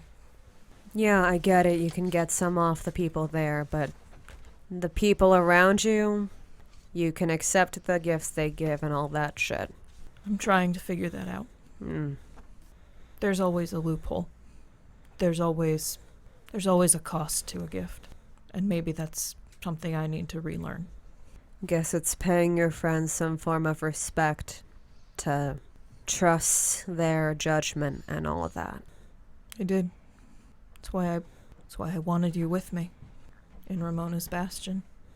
Where are you locationally? You're still sort of in the middle of the back seat? Yeah, she's still kind of riding on the center console.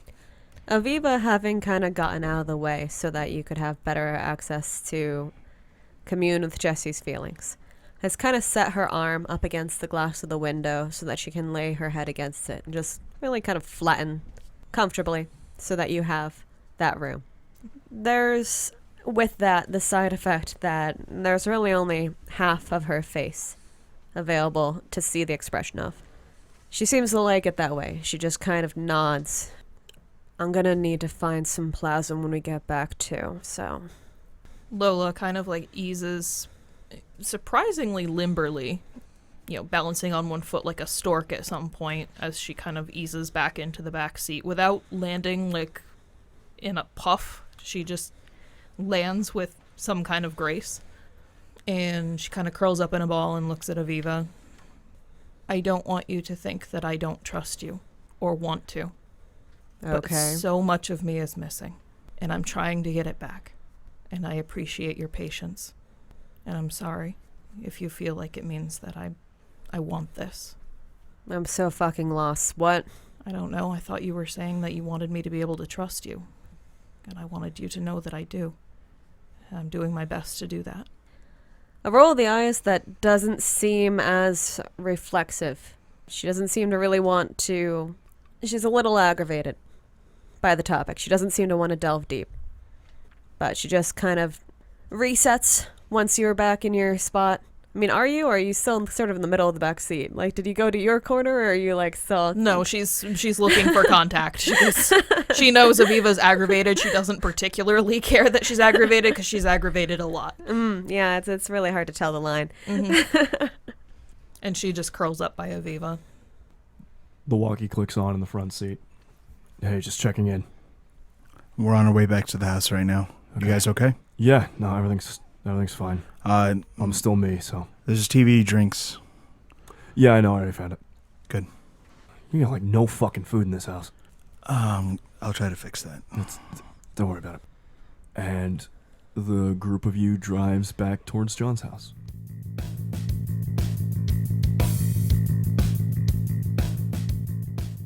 Dan, the feeling of dread continues to grow stronger around you. Where do you run? What is your plan? You have a lot of hours to play cat and mouse here. I think I'm going to start with my normal everyday jog, just to give myself an ability to think while doing something very routine.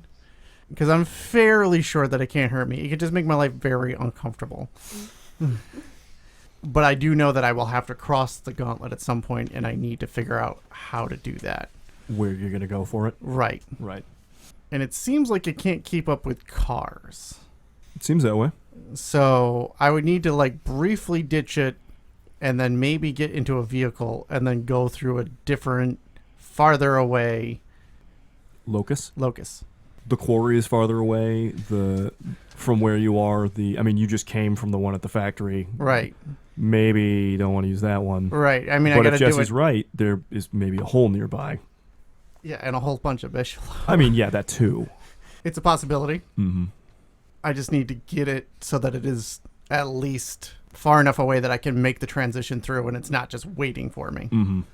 and that's the hope. So I think he's going to do that run for his normal run in his normal being human for now. Mm-hmm. And then I think I'm going to come up with the fact that I should be able to, I think I might be able to convince it that I'm going to jump through at the quarry Mm-hmm. like I would always do, Mm-hmm. but try at the last minute to not dive in. So like it'll try to get ahead of me, Okay. and then I'll double back at that point towards something nearby. The closest one to the quarry probably from there is the hole / locust that was at the church, in the collapsed church basement. Right. I mean, that in theory, the locust is still there. It's just in a destroyed basement at this point. Tell you what, how about you roll me a survival plus manipulation? Sounds like I'm going to spend a willpower on this. Dan, not a manipulative guy. 2 successes. 2 successes.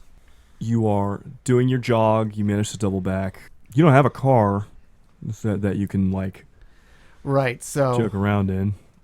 one, I'm going to have to do it closer to dawn because it has to be the last stretch. I can't be. Yes, I so you can't- have to, like, just go around for a while. Yeah, here. I'm going to run around, like, a large parts of the forest as the wolf, just not, and then head back out and run around town a little bit and just, Mhm.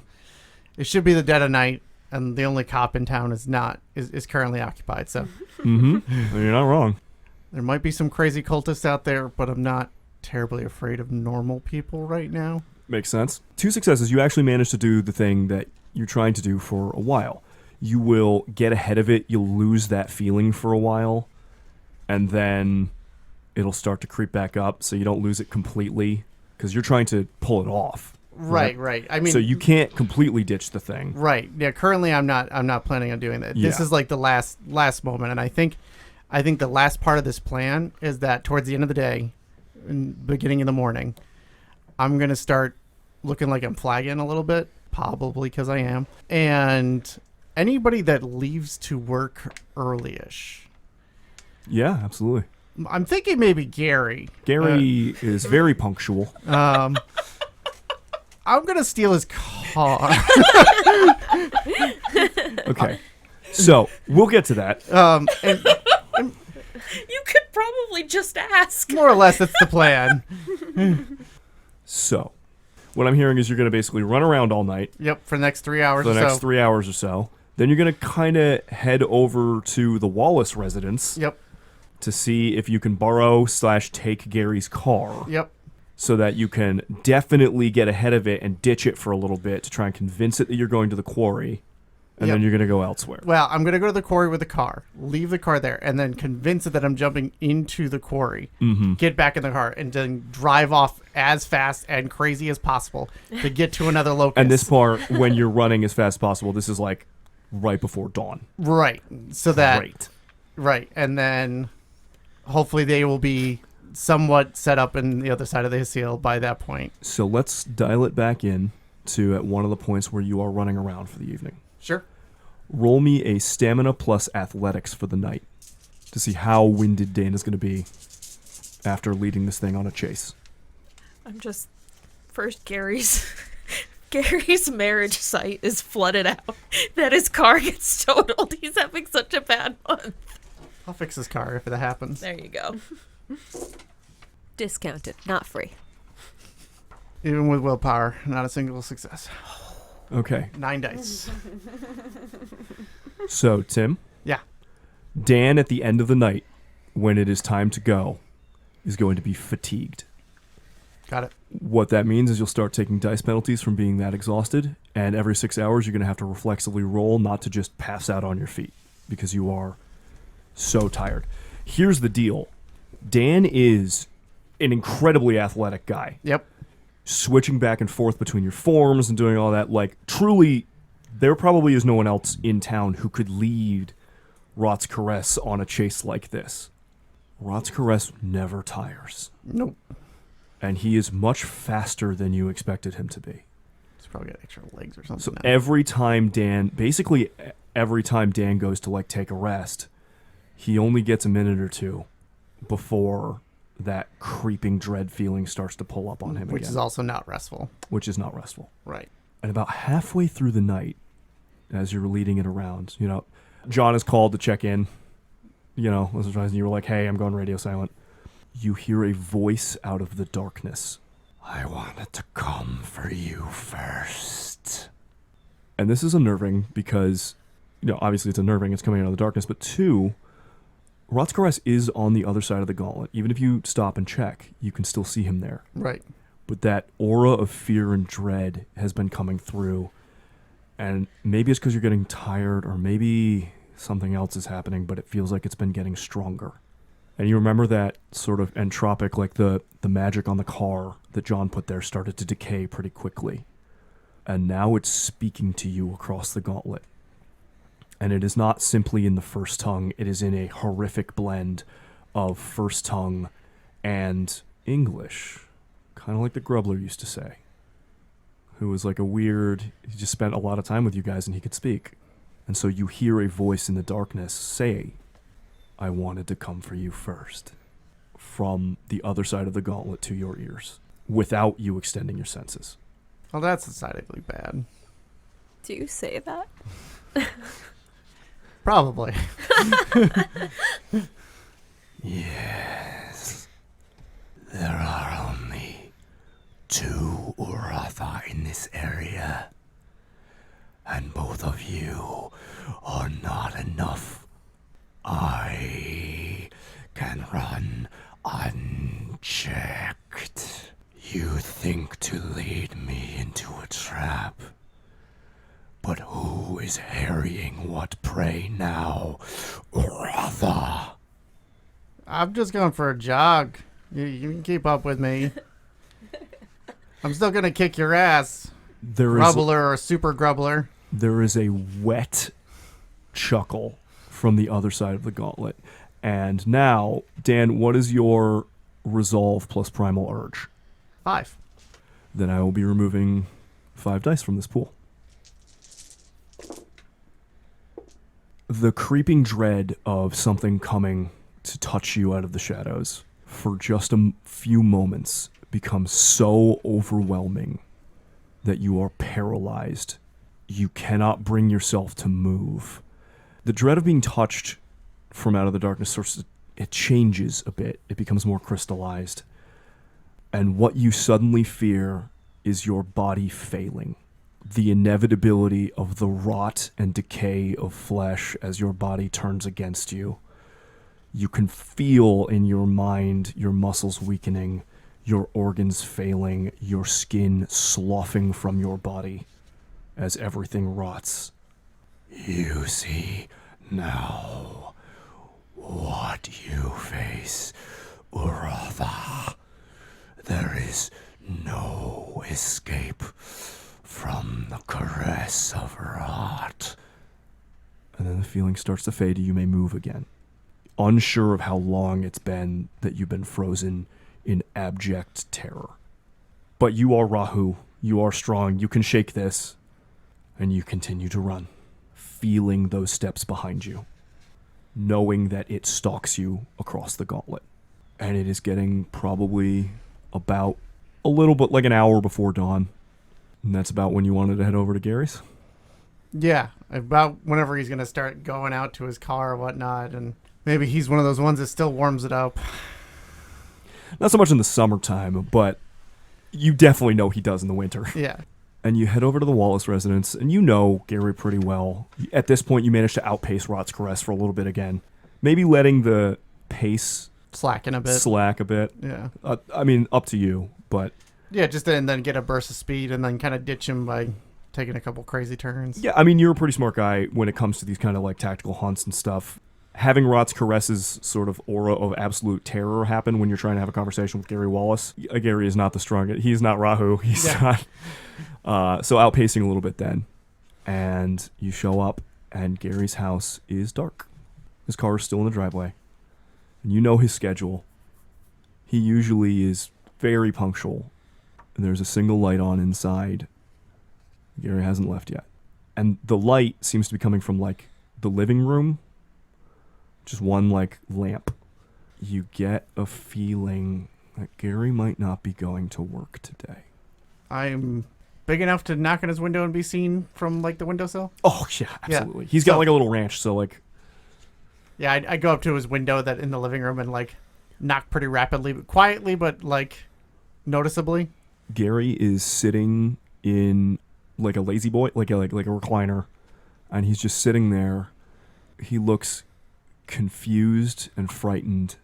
Something that you'll notice is that on the ground in front of him, like in a little pile on the floor, is a bunch of compost.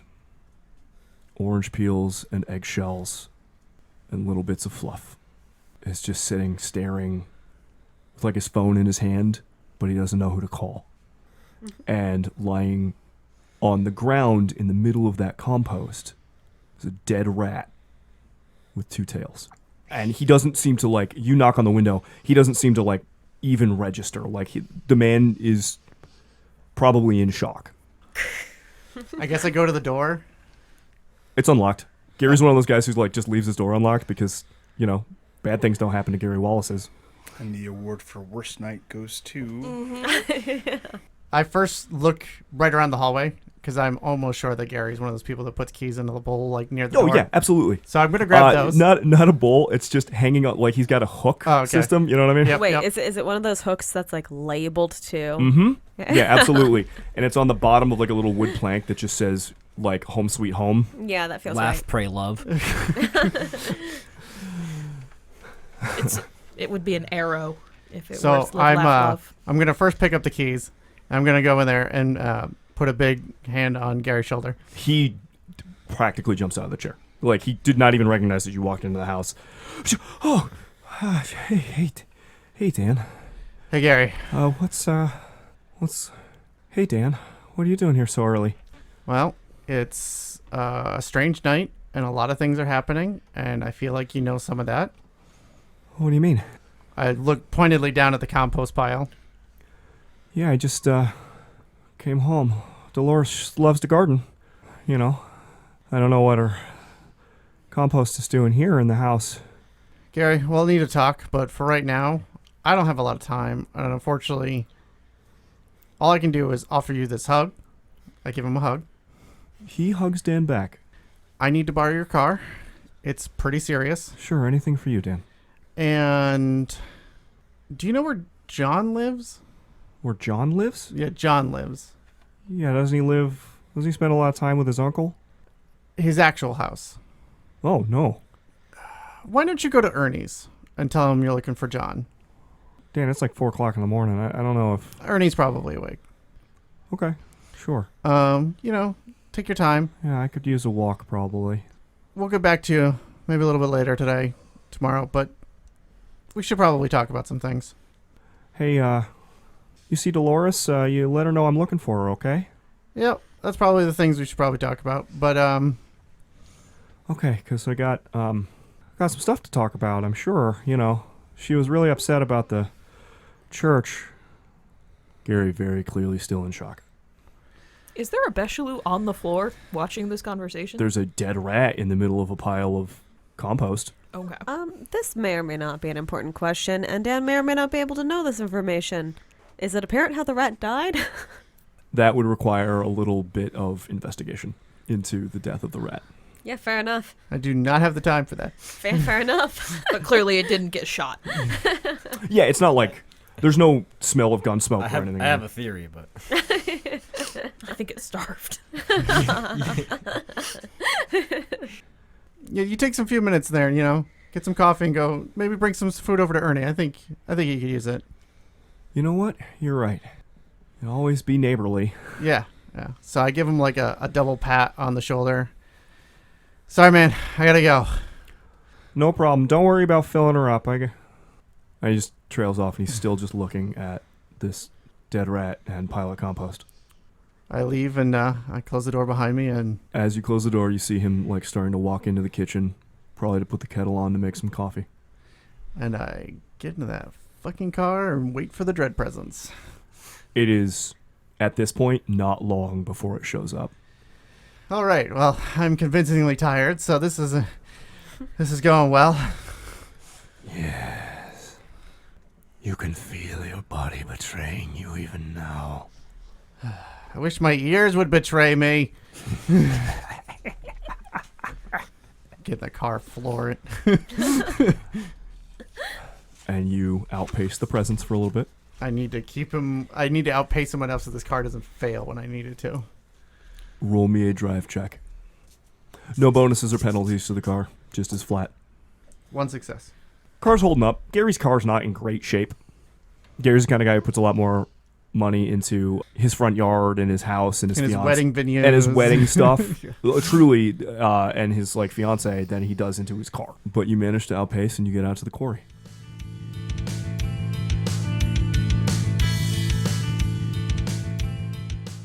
John, Jesse, Lola, Aviva, you guys are in the car. You were headed back to John's house. Mm-hmm. You arrive outside. The lights are on inside. John, all your curtains are drawn. John kind of looks at it and nods to himself. And all of you are here. Lola, even from here, you can feel the fear inside. Lola kind of takes a minute and like licks her sleeve so that she can wipe some of the blood off of her face so she doesn't look immediately alarming as she walks in.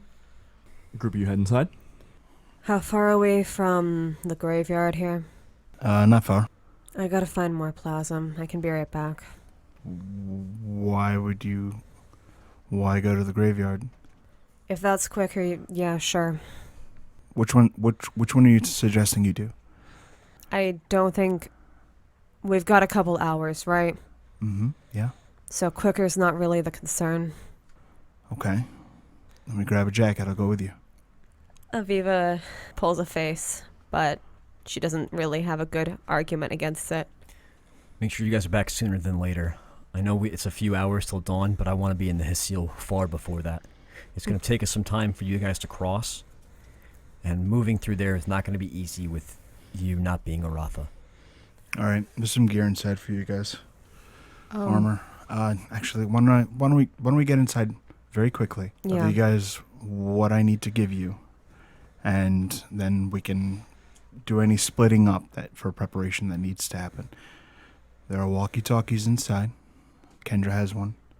So when we go off to the graveyard, if that's what you want to do, we're still reachable. Okay. Okay?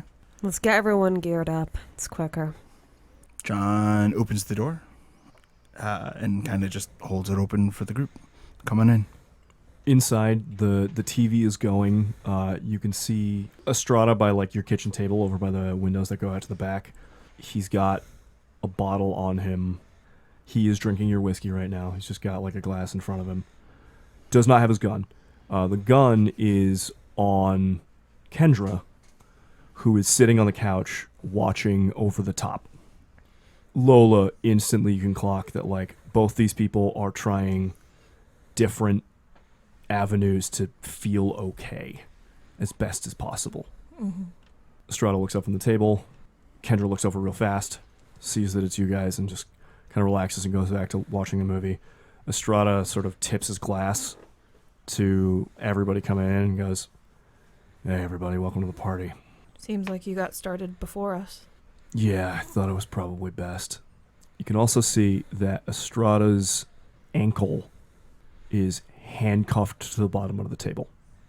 How big is the table? It's pretty heavy. Okay. It's like heavy, nice wood. Yeah, I assume this is the one that Aviva sat us all out when she performed her ritual. Mm-hmm. It's pretty sizable. Aviva's eyes dropping to the cuff beneath and all of that. Transfers her annoyance over to that and says, "Hell of a fucking party." Yeah, well, here we are. Anybody else want a drink? Or what are we doing here? Where's Dan? He's still out and... Dan's still putting in some work. We'll be catching up with him soon enough. Okay. Hopefully by tomorrow afternoon, things are better. Oh, that would be fucking great. And he just goes back to drinking. I'm going to order some pizza. Sure. I've got to get some things prepped. He kind of like tiptoes past through over to where all of his bags from this time they slept over were, Mm-hmm. and digs through and finds a little box, kind of like jingles a little bit when he picks it up. The mirrored coins and the strips. I got a few things I gotta find. He looks out the back window. There's some woods out there, right? There are, yeah. They go back to the old rail line. Perfect. Hey, I'm gonna be in back getting stuff prepped. Give me about an hour or so, and then you guys want to probably head that way, all right? Take a walkie. A walkie-talkie. I'd rather not, if that's okay. Either that or I have to go with you. It's just not good juju for the ritual. You don't have to leave it close just so you can hear me if I call for you. He gives you a sour face and takes it. Thank Once you. again, like he's holding something that is altogether unsavory. See you guys in a little bit. Yeah. He heads out towards the back. John, where do you want this? And she gestures to the small lockbox. He looks at it and kind of like starts to tear up again. I think it's safest with you right now, right? Okay. And the keys. Where are they? Aviva just shoves her hand inside her shirt and pulls them out. May I? He holds a hand out. Yeah, she just slaps them into your palm. John kind of like moves the keys between his fingers, kind of making the clinking sound that they make. Mm-hmm. And it sounds like her magic. Oh, absolutely. A sympathetic link. John puts the keys in his pocket. Why don't we go ahead to the graveyard? Lola, you're all good? I'll be okay. I'm going to order some pizza. Before I go, I think we had spotted the person that's looking for you in town. Her face blanches a bit. You're not alone here. And from what I had seen, I didn't get the impression that they were any close. She But- kind of moves her eyes to gesture toward Estrada. Did he cuff himself to the table, or did you? He did. He says from the other room. Did he have a reason for cuffing himself to the table? It's got something to do with the cult. All Does. he's trying to do is make sure that no mistakes happen. But if we're in danger, I should let him go, or I should leave him there. Okay, fuck the graveyard. I'm not leaving if he has to be handcuffed to a We're going fucking to the table. graveyard. He says kind of like sternly and looks back.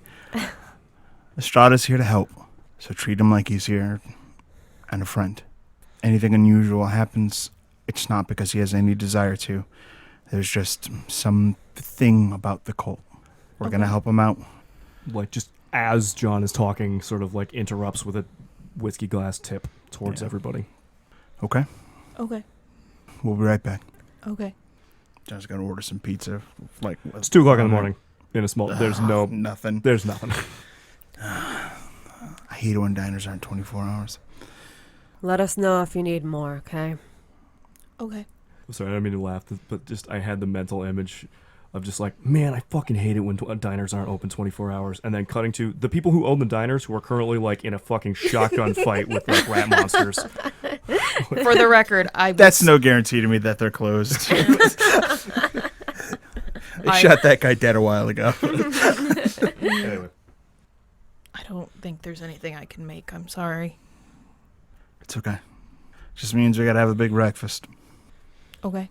Lola kind of proceeds over to the table where Estrada's sitting and sits on top of it and kind of looks at him. John opens the front door and holds it open for Aviva. Aviva does go through, although seems to be avoiding eye contact. Lola, as Aviva and John leave the house, you are left there with just a small woman sitting on a couch watching Sylvester Stallone arm wrestle people and a cop handcuffed to the table drinking whiskey. He sort of like pushes the bottle at you. You need some of this still? No, that makes my brain break a little bit. I'm Lola. What do you mean by that? Which part? I'm Lola. My name is Lola. Uh-huh. You're not Dolores. Never have been. She's my cousin. He takes another drink of whiskey. This is not unexpected. Why are you handcuffed to the table? Cult does something to people. Gets in their brains. John says I got stuck when I was out. Like in a box or a As corner? in, they stuck me. And now whatever it is that's in them is in me. Stuck you with what?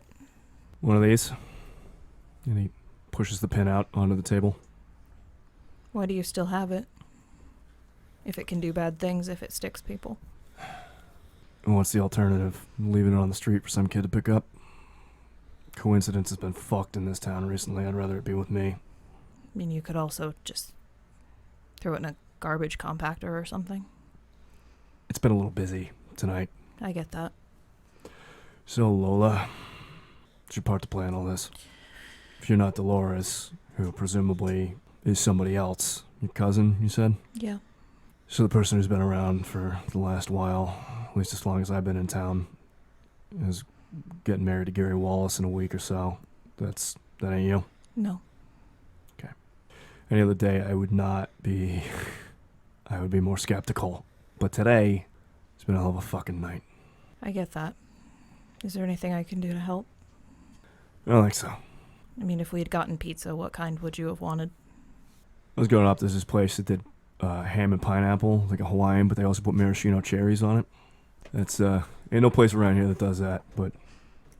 No, but you could probably ask over at the diner, and they probably would do something like that for you.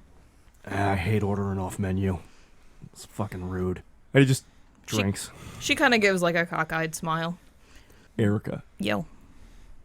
as Lola is sitting here with the simmering fear of these two in the room, are you trying to harvest glamour? Trying to find the right moment for it, but she sits and chats with the cop about pizza and how she's not the woman that he's seen around, even though that they have the same face. As the two of them chat, and he seems off-put by a lot of what you're saying.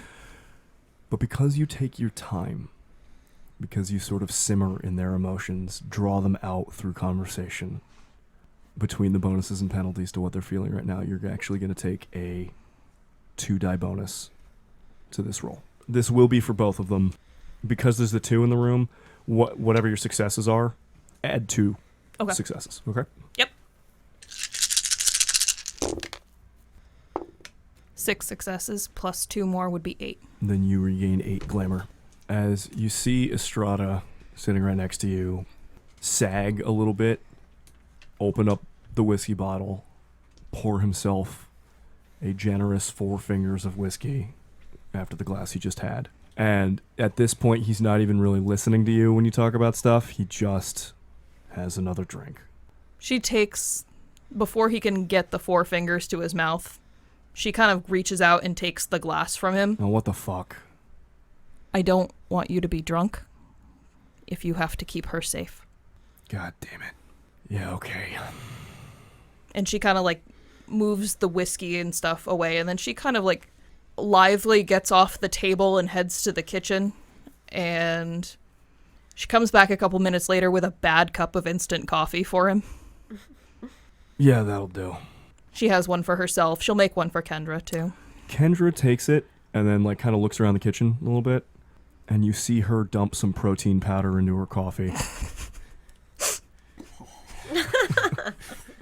They're both monsters. But I know how to make it good. And for just a second, you're like, oh, God, this is just like a little tiny Dan. And she drinks it down. She doesn't seem to mind at all. And they Well, drink their coffee. There's no judgment. Lola's like, yeah, it's been a hard night. So she's going to go searching around the kitchen because she remembers that it's only been condiments and such. It hasn't gotten any better. You guys used the chili and shit. I know. Less good than What before. are the chances he has maraschino cherries? None. Absolutely stacked none. in a jar 0. somewhere. 0 Dang. chance of Dan having raw sugar in a bowl. What about John? Yeah. Fuck, you're right. Not maraschino cherries, but the There's a juice. there's a thing of grenadine. Yeah. Yeah, that'll- it's grenadine, olives. All right, so she gets out the grenadine and an energy drink, and she splits the energy drink into 3 glasses and adds... She has no idea what the fuck she's doing, and adds like maraschino cherry juice, grenadine. Estrada It's just basically hummingbird feeder at this point, which is pretty on brand for her. Estrada just watches you do this. So I can't have whiskey, but I can have fucking that. This won't get you drunk. Oh, God. You don't have to have it. It's Just just an fucking give offering. it to me. And, She slides it to him. and we will cut away from there. This is clear where she is a space alien.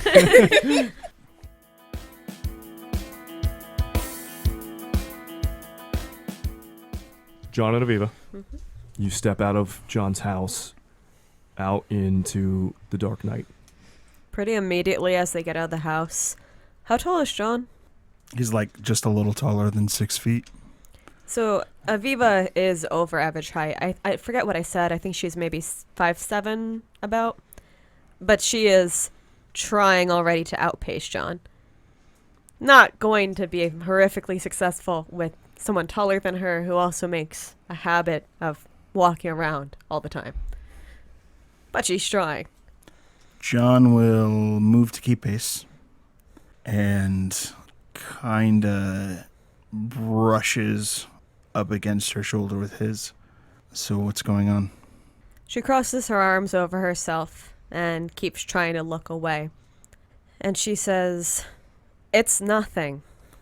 John, that's a lie. And with that lie, he gets context, correct? Yeah. He sure does. Aviva, how about you fill him in on the context of it's nothing? What does that translate to in this case? Do I give him like a rundown of emotional state or just a No. contradiction to it's fine? It's vague flashes of insight. Think of it more like clues as to what's bothering her Yeah. rather than, well, this is what's really bothering her. Like, you know what I mean? Yep. Yeah.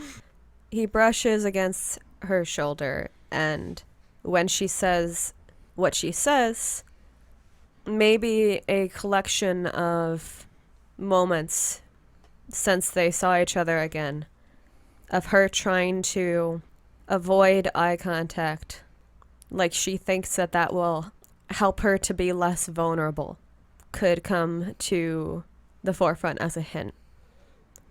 Another hint could be something about the lack of certainty in her answers previously. She's usually she'll listen to other people to some extent, but she flip-flopped pretty hard about whether or not to go to the graveyard and seemed to just be experiencing some lack of trust in herself, maybe, in that moment. A phantom pain, like Aviva believes herself to be of harm to John. I know I mentioned it to you before, but I can see the truth in things. And he kind of like turns to address her directly. Prompted to be confrontational, provoked, of course, she turns to face John, and she just goes, "So?" So why do you think you're bad for me? I didn't say that. I know. She looks like she wants to keep speeding off and, like, takes a half step, but then, like, looks back because she's realizing, like, I super didn't say that, seems to be the thought coming across her mind. How much does the truth thing work? Are you asking like how accurate it is? Or how much does it show me about what's bothering you? I thought it was just like a sensor thing. In a way it is. The fuck does that mean? What does it do? It means that you're upset. Something happened. And now, it's like you're pushing me away. And if that's what you want to do, okay, I'll respect any choice you want to make. But I don't feel like that's what you want to do. We've got a town to save. Dan first. When we save Dan, that can be the first step to me not... She pauses, quite possibly getting tripped up on the new information. John holds his hand out. Your call. You just said that I think I'm bad for you. Yeah, but I also know you're wrong. No, you don't. You gonna tell me how my stuff works? It's like the temptation to say yes is just telegraphed. You don't need like magic mind reading powers to like get that across. It's written in cartoon letters in the air. John, your mage sight sees a big cartoon fuck you up here. Oh, is that what's happening?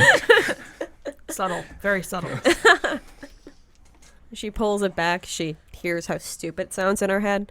Manages not to say it. But what if it really was bad for me to come back here? And what if I'm right? If you were to make a call like that just because of some what if, you'd be making it the truth. It'd be self-fulfilling. There's always the chance that you get burned or something goes wrong. Not worried about me getting burned. I'm worried about me changing you. I definitely change when you're around, but it's not a bad change. I don't know. You don't know? Okay. I don't know if you think that just because we need to get the plasm. I don't know how I'm supposed to say to you that, like, I don't get if you like, I could be, I'm dead, right? And that's not meant to have happened that way. Me being dead, and I shouldn't be putting that on the rest of you. I get it. You all, I can be of some use here. And that has a cap. And then I'm just a problem. So you should get used to that. I would love to get used to you being my problem. Think of it this way.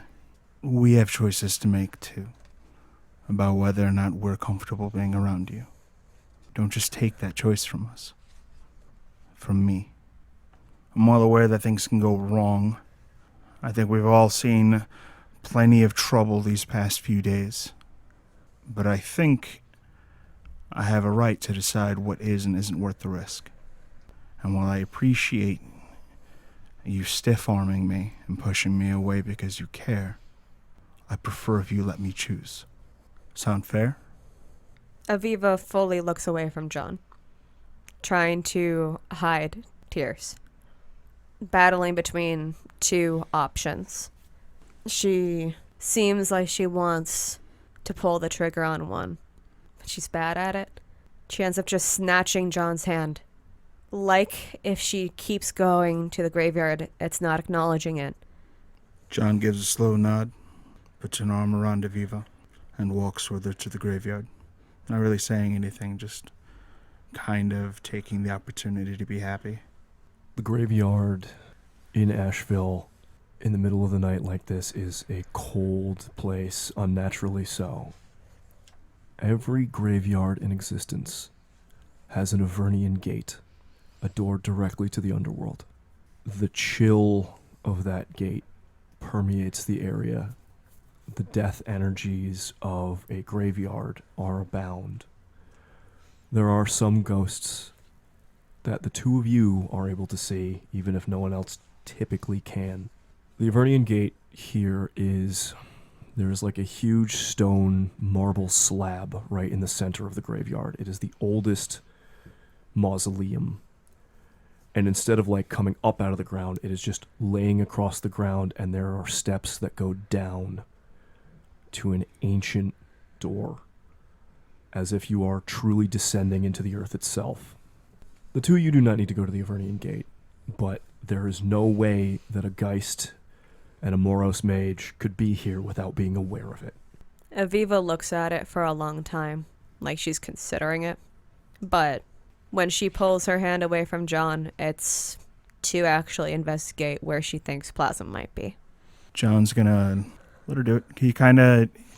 He definitely doesn't wander too far off, but he starts like looking at each of the graves one at a time, kind of either investigating something or imagining something, but he definitely lets her consume her plasm in private and just keeps close. From just the little manifestations of ghosts, particularly when a Geist who is an anchor begins to walk through. John, from sort of even though you're giving her privacy, from more of like an observer's perspective, you see the ghosts more manifest just because Aviva is around. Dead souls, or at least the echoes of them, that step from graves or between the tombstones, one after another. Aviva, you can gain 5 plasm just from sort of the manifested little bits that you can pull off of, tree branches or old dead flower pots as the ghosts manifest around you and begin to walk through the graveyard. None really in need of like serious help in this place, but more just the natural existence of the dead. Aviva kind of checks with them, but if they seem all right, she'll just stay to task. She'll just meet back with John to see what he's doing. John's kind of thoughtfully crouched by a headstone. Aviva crouches too to look at it. Do you think my dad's buried here? Do you think she would have given him a grave? I think it's hard to forget someone if their name's written down like that. I don't know how it works, right? Maybe if there's a grave here and if no one can see the name or it looks like someone else, I don't know. But when we looked at her memories, it seemed like she really did love him once, so maybe. She just threw it away? She got hurt, and when we saw the memory that was hidden away, she could look and see everything bad about him. When he lied, or when he cheated, or how he could... And Aviva takes a pause in that same way that she'd been taking a pause before and says, hurt her. So I don't know. Your mom seems pretty fucking vindictive to me, but if he's got a body, it's somewhere, and you don't really need a body to give your respects. I was thinking I might find him, if there's anything left. Stand straight. It's weird because I always knew that she took things from me, but I never really imagined she would go that far. I'm sorry you have to learn. Yeah, I guess so. All right. I think Jesse's going to be ready soon. Yeah, we should should get back. That. Are you good? Do you have what you need?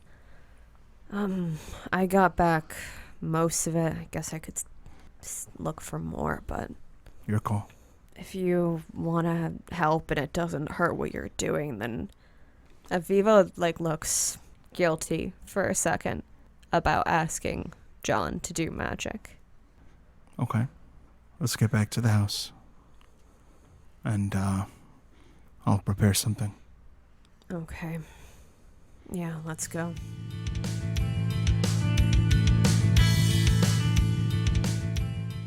Jesse, you head out the back of John's house into the woods. So Jesse wants to set up a ritual to actually prepare two effects. The first is he wants to call down a Siskarda, a sacred hunt, for them to go after Rod's Caress. And in doing so, he is going to prepare the group of them to actually be able to pass through the gauntlet at the quarry. Okay. He has a few different items that he sets up. He does so by actually going to a path a little bit out in the woods where there's some dirt. Actually, he transforms into Dalu and uses his clawed hands to dig a furrow in the dirt and create a large circle. And then he finds a couple of stones, hopefully a rather large flat one, and creates kind of a table, but not really for placing things on top of. He just creates a dark ledge under the table where he actually places all of the items for the ritual. In this case, there are going to be 4 participants. So he places 4 pieces of cloth that are a dirty, rusty brown, having been soaked in the blood of a werewolf. He places 8 polished coins under that table ledge as well. Then after setting that up, he prepares a little fire off to the side. Kind of creates a little mound of dirt next to there where he puts some twigs and branches, basically as making himself a little bit of charcoal. While that's burning down, he goes up into the trees and takes a handful of other mirrored coins that didn't go under the edge and places them up above, looking down on the ritual site. reflecting little bits of light from the fire. And when you go down, almost look like several sets of eyes keeping watch over everything. Finally, he goes back into his little box and pulls out a small set of nasty little rotten branches that almost kind of look like antlers. And he begins fixing together a mask. The mask consists of these two kind of broken branches in the semblance of antlers. And he actually also pulls out a few old, beaten, worn-down work gloves. And it fixes the work gloves together in kind of a mash of different wiggly parts with the antlers over top of them. And once he gets all those things prepared, he will sit nearby and wait for everybody to show up. After a little while, Aviva and John come back to the house, find Lola. The three of you can see the light flicker of flame and the reflection of watching eyes in the forest. And all of you know that this is probably about the time that Jesse is waiting for you. I'm going to bring some things outside with me for the ritual. Okay. But I need to make a casting roll for one part of it. Yeah, do it up.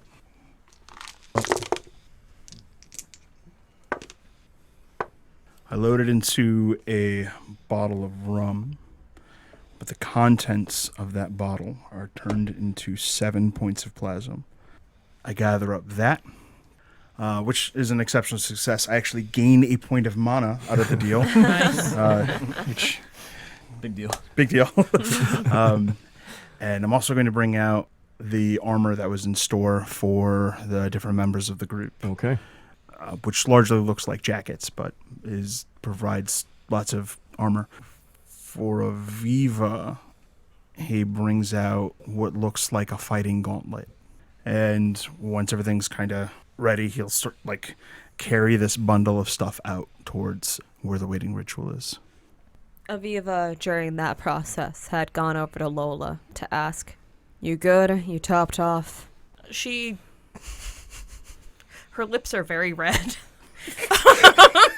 What the fuck is this shit? Are you trying to look like... Alright, tell me this feeding shit has nothing to do with the vampirism. Nothing. Right now. Nothing. Okay. It has everything to do with grenadine. Estrada nearby looks like he's going to be sick. Like, not because he's drunk. He's just like, oh, God. Oh. He also has red lips. You are I've very seen much what too Colin much whiskey from and What We Do in grenadine Shadows. does to someone. It's bad. It's bad. I'm as good as I can be. Aviva just looks from Lola to Estrada Kendra, too. to Kendra, this woman that she does not know and has not said hi to. Kendra looks fine. Yeah, but No red lips. You can tell. Okay. Yeah, she's doing good. just huffs out a long breath of disgust at whatever you've done. Honestly, Aviva doesn't even know what you combine the grenadine with, but it's enough. Grenadine, straight from the crate. Delicious. I honestly assume that's what I assume that's what Aviva thinks happened, is that grenadine shots. Goddamn ancient. I'm not a monster. I've mixed it with energy drinks. Let's just fucking go before I wish you were a vampire. Let's go. Lola takes a cooking pot from wherever John keeps it and gives it to Estrada in case he does get sick. And follows. He does not say anything, just gives you a thumbs up. Mm-hmm. She gives Maybe him because he doesn't want to talk in case he throws up. she gives him finger guns. Estrada's had a bad night. He had his ass beat like an hour ago. Well, now he's getting his insides beat. Ew. I wasn't going there, Rebecca. Where were you going then? Erika, be honest. This is your... Yeah, we don't Win believe isn't you. here, guys. Lex, Win is gone. you know that's a lie. All right, now fucking kiss.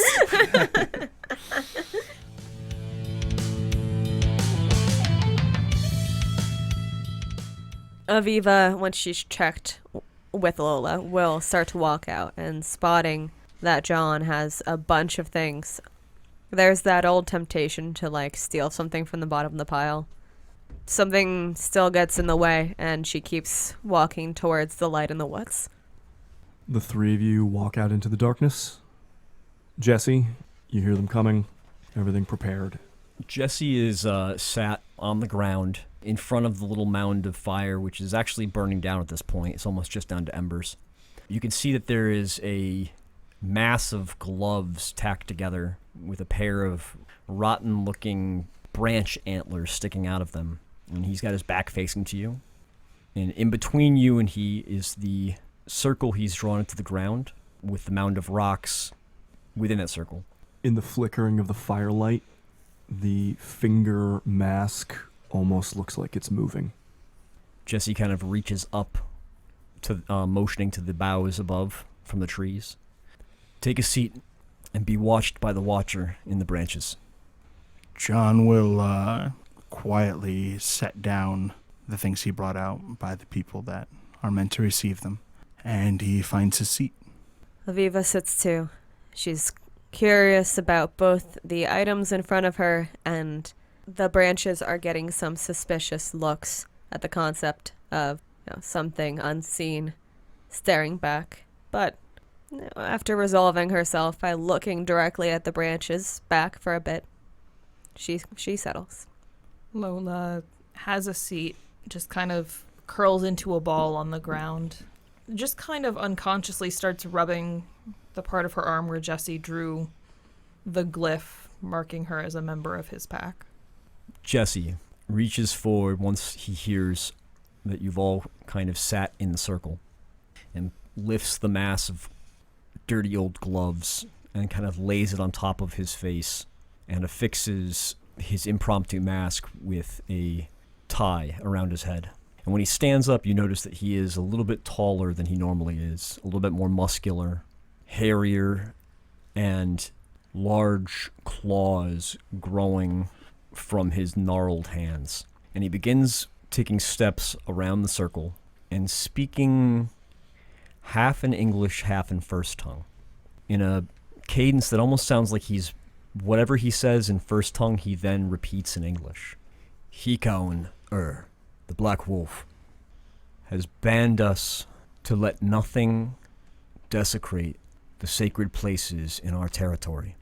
There are forces at work trying to do that very thing here in Ashville. Tonight, we will strike at the representation of that desecration in the Hessil. And when that desecration is destroyed, that momentum will carry us on to defeat the other desecrations reflected in the other realms. This will be the beginning of a cleansing of our territory. When he has walked back around to the mound where the charcoal resides, he quickly bends down and smashes it open, letting the charcoal spill out. And then he walks back around another pace around the ring. If you reach your hands under the stone table, you will find the items you need to begin this sacred hunt and cross to the Hessil. He pauses, waiting for you all to comply. Lola is very quick to do as he says. John reaches under the table. Yep, Aviva's ready. When you reach under, you find a strip of cloth with the feeling of dried cake blood and 2 mirrored coins. Any facing on the coins has been polished off at this point, and they just simply catch light from the embers of the fire. Jesse bends down and picks up each strip of cloth and slowly puts it over your eyes and ties it shut, blindfolding you. In order to cross to the Hessil and find this beast we hunt, you must be blind to this world, only see into the shadow. You hear him pace back around towards where the charcoal is, and you can hear it kind of crunching between his fingers, and you can hear him making some kind of markings with it. Then one by one, he circles around, and you feel his rough, clawed hands wipe some kind of gritty, what you can only assume be charcoal, onto your cheeks. You are now marked with the color of Hikaun Black Wolf. You will not be seen as you become hunters in the darkness and cross into the Hessil. And we shall hunt this being, this rot's caress, and destroy it. Jesse then takes the 2 mirrored coins and places them over your eyes on the other side of the headband. The gauntlet is a mirror, and when you look into the mirror, you will not see the reflection of this world, you will see the reflection of the world beneath. Carry this with you, and remember this as we cross. And then he actually folds the headband up, so the 2 coins are kept in the fold of the headband, and you guys now are able to see. When he does this, you can see that he has discarded the mask, and it lies amongst the shattered mound of embers and charcoal that he used to cover himself in black soot. And you can see that everybody else has the same black soot painted on them as well. You are now prepared, Uratha Hursi, little wolves. He looks over at the jackets that John brought. You will gather up your tools, your weapons, and your armor, and you will follow me to the Hisil. He kind of solemnly goes over and grabs the jacket intended for him, puts it on, and then starts heading out towards where the quarry is. The group of you, thus prepared ritualistically, begin to head off into the night to engage in the sacred hunt. Dan, it is getting to be a little before dawn. You head with Gary's car out to the quarry because you still intend to sort of ditch him there, correct? Right. So you arrive at the quarry, park the car. Walk me through what you do. I'm going to move fast. So I'm going to, I kind of wanted to leave him behind, but it's going to be kind of clear that I'm going that direction because there's not much else out here. Absolutely. So, and the then quarry is where Carrion Feast was first born. Right. I will get there. I will get out of the car. It's still running. It's parked. The door's open and everything else like that. And just start booking it, making it straight up the attempt that I'm going to try to outpace it to the locust at the quarry. The general thought is that most things are smarter than me. So I'm going to assume that he thinks he's smarter than me too. And when I go to make that dive, it's actually going to be at an angle. And I'm just going to end up going back to the other cliffside so that it's going to try to get ahead of me. And then I'm going to get back in the car and get the fuck out and go head towards probably the church since that's the closest one. That is the closest crossing point. Right. The feeling of dread at this point, it has been hours that you have been running, leading Rot's Caress on a chase from one side of the gauntlet across the other. At this point, that feeling of dread is overwhelming. Whatever is happening with Rot's Caress is continuing to grow. Its voice still occasionally taunting you. And you hear as you run towards the cliff, "Think you faster than me, Uratha." And you make your leap. Roll me an athletics check. You use strength. Yeah. For your edification, this last leap is what is going to push you over the edge into fatigue. Got it. That'll be 2 successes. 2 successes, you make your leap. You run. Because you're looking on this side of the gauntlet rather than the other side, right. I'm pretty sure that it fell for your trap. Yeah, I was thinking about just letting my hearing so I could hear it move through in a way. And the dread presence moving away is really the biggest the indicator. The terror starts to move away from you. Right. Now you are so tired. You are extremely fit. You are Rahu. You are Aratha, but running for this long.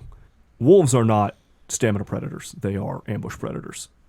You have pushed yourself to your limit, but you've still got more reserves in the tank. You can do this. So you head back to the car? Yep. Full tilt. Mm-hmm. Get back in and just drive it away. And you get back in, and the car will not turn over. It won't start. I didn't leave it. I didn't turn it on. I understand. It's off. You had a dramatic failure earlier, and as you try and start the car, you hear a little squeaking. Something chewed up the wires inside the engine. And then the dread presence begins to overtake you again, and you hear a voice from the shadows go, "Think you more clever than I?" Quarry's a big area, right? Yes, it is. I get out, I kick the door, take a breather. Very tempted to light it on fire. Poor Gary's car. There's a big dent in the door where you kicked it. Take a deep breath and go, and just go for the quarry.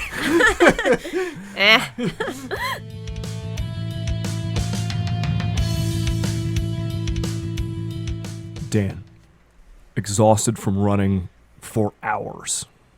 But with the car sabotaged that you took from Gary, you make your way quickly to the quarry and the locust. Being that I've already tried to outsmart him and somehow he snuck a rat into the plans.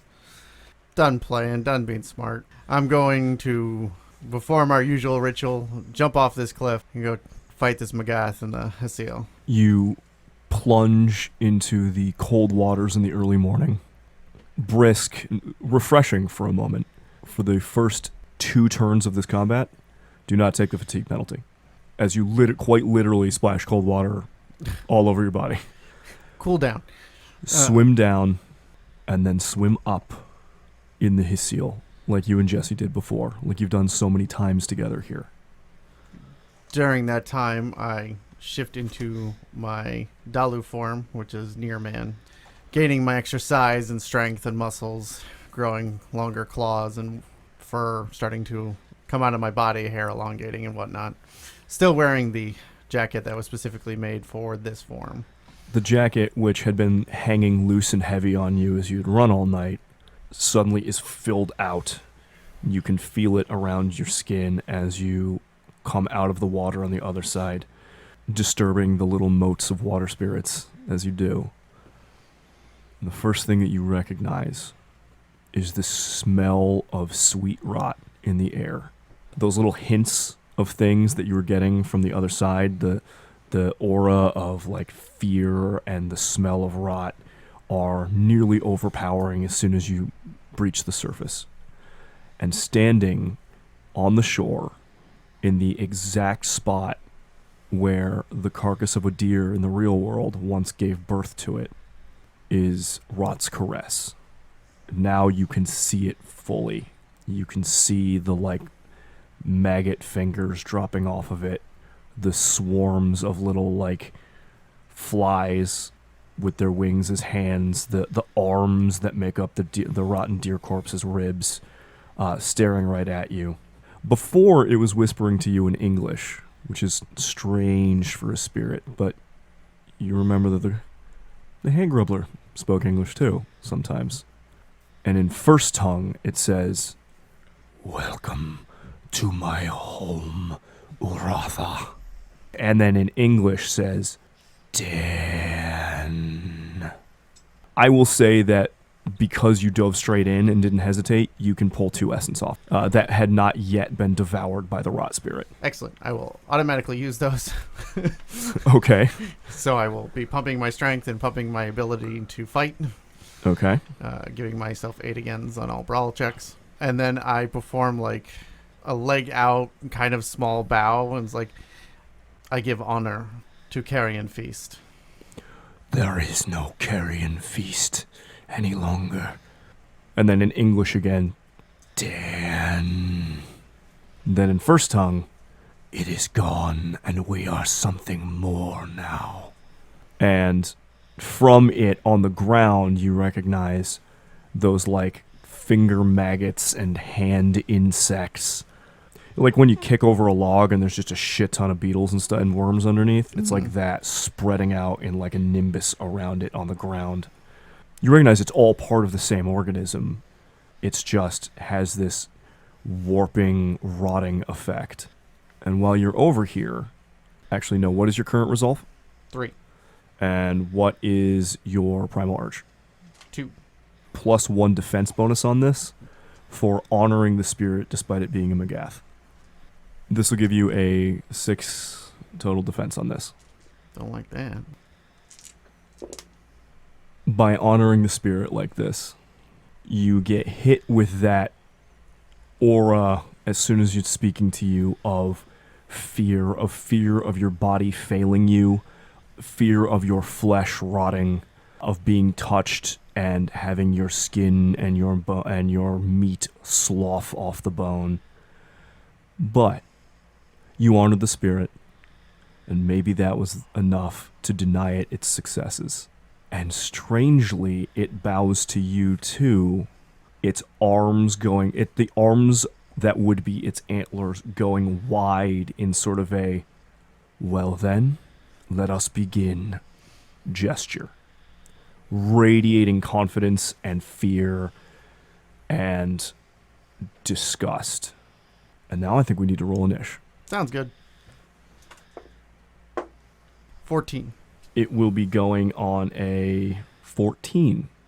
So I'm going to let you go first. So you're in the water right Yep. now. It is on the shore. Half speed for swimming in the water. If you rush, you could probably get there. But tell me, Rahu, how you are going to fight. I'm going to charge it, and at the last moment, I'm going to, like, juke and then hit it from the side just to not go directly into its antlers. Sure, yeah. Make your attack. And subtract 10 from your attack roll.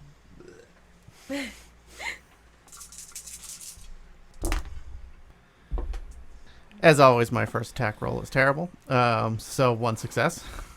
One success is still honestly not too bad.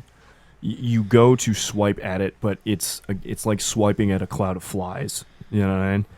That doesn't mean, however, because Dan is who he is, that he doesn't take a number of the flies out of the air. His hand coming away sickly sticky. Now that you are this close and you have damaged it, now that you are this close to its aura, automatically you are gravely sickened. So what that means is that you are going to take a -1 penalty to all your actions. It's going to increase by -1 cumulatively every 2 turns that you stay within the aura, or until you get it dealt with, and you will take 1 bashing every round. You swipe your hand into this creature of rot and fear and madness, and it begins to literally rot you away. And now it acts. And what it will attempt to do is grapple you with its many arms, rearing up onto its hind legs, and its arms that make up its ribs opening up as in to grab you and pull you into it.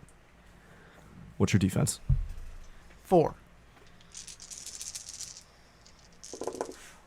And it has 3 successes to grapple. So the 2 of you are grappled, and you're not going anywhere. As soon as the hands grapple you, I need a resolve plus composure check. I'm going to spend a willpower on this. Okay.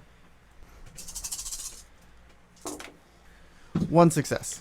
1 success means you do not suffer the insensate tilt, which basically means you can feel the hands grabbing you and pulling you into its chest cavity. You can feel the little like maggot fingers and things just touching you everywhere. And the feeling of it is so revolting, and the fear of being touched is so overpowering for a moment that you're afraid you'll just lose all sense of anything and just freak the fuck out. But you're Dan fucking Swanson, so you don't do that. And while you are being grappled by this horrific monster, you retain your mind and do not utterly lose it with horror and revulsion. And that's round 1. Round 2, you're up. Fuck this guy. We're going Garrett for him. Spending an essence. Okay. He's not damaging me, so the coat's not helping as much as I would like right now. Well, he hasn't yet, but yes. Yeah, but- no, I got you. So I believe since it's my turn, it is now a contested grapple check for both of us. Yes, it is. So yeah, as I'm grappled by a finger elk, I'm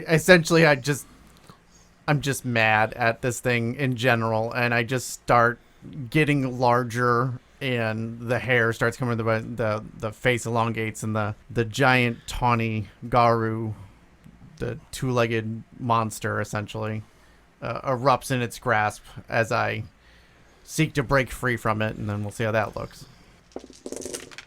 With its big-ass dummy dice pool, it only got 4 successes.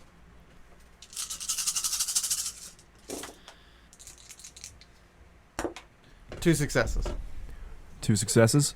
The Garu form swells, and like some of the like maggots and rotten flesh are just thrown off of this thing, and as you swell within its arms, it goes back to the ground so that its arms ribs continue to clutch you inside of its mass. Right. You take the bashing, Yeah. which will heal at the end of the round, but you take the bashing for just the rot. Yep. And now it will just roll a raw attack against you as the arms, the like tiny fingers and arms inside of its ribcage. It has some sort of specific grapple attack. Or It's something. yes, it does, and it's just going to try and pull Yep. you apart. and you will take 4 lethal damage. And from everywhere all around you, like a voice coming from just everywhere, it just continues to talk to you too. You, Uratha, would have let us starve, but we are more than that now.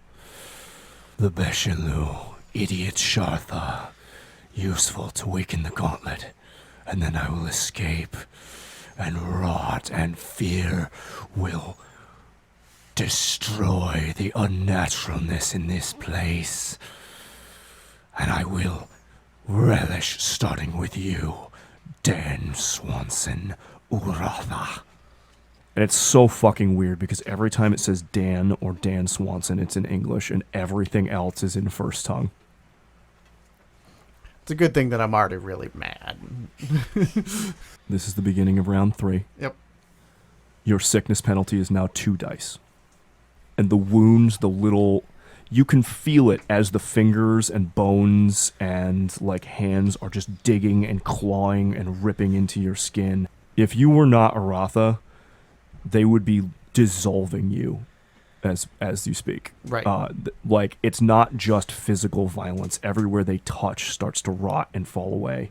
And at the end of the round, you're in Garu form, and all of the rot, the very essence of your life regenerates you and pushes the rot back.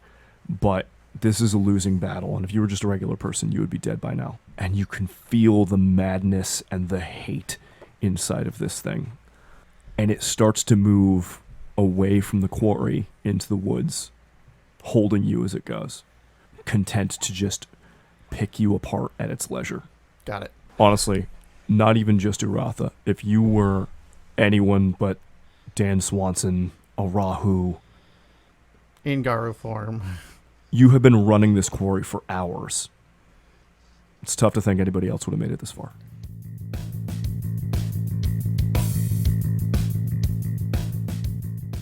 In the real world, Jesse, you have led everyone to the quarry. Everybody has their things after the ritual was done, taught to you by the Watcher and Branches.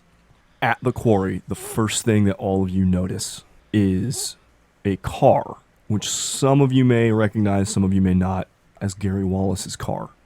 The hood is popped, as if somebody was checking the engine. The door is open. Jesse, you can smell Dan in the air. Jesse runs over to the car, does a quick kind of look inside and around, trying to spot where Dan is. You don't see him anywhere, at least on this side of the world. What you do see is a couple of dead, deformed rats. When you look into the hood of the car, you see a couple dead, deformed rats, clearly having chewed some stuff in there. He pushes his senses into his seal, does not dip his eyes there, but dips his ability to smell. The overwhelming scent of sweet rot is everywhere within the Heseal. And faintly underneath that is the smell of Dan's sweat. And your brother is in the Heseal. You know that. Your nose is enough to tell you that for a fact. Jesse swallows hard, looks back at everybody else, and points up to the small little ledge that is often the jumping point that Dan and Jesse use to enter into the Heseal through this locus.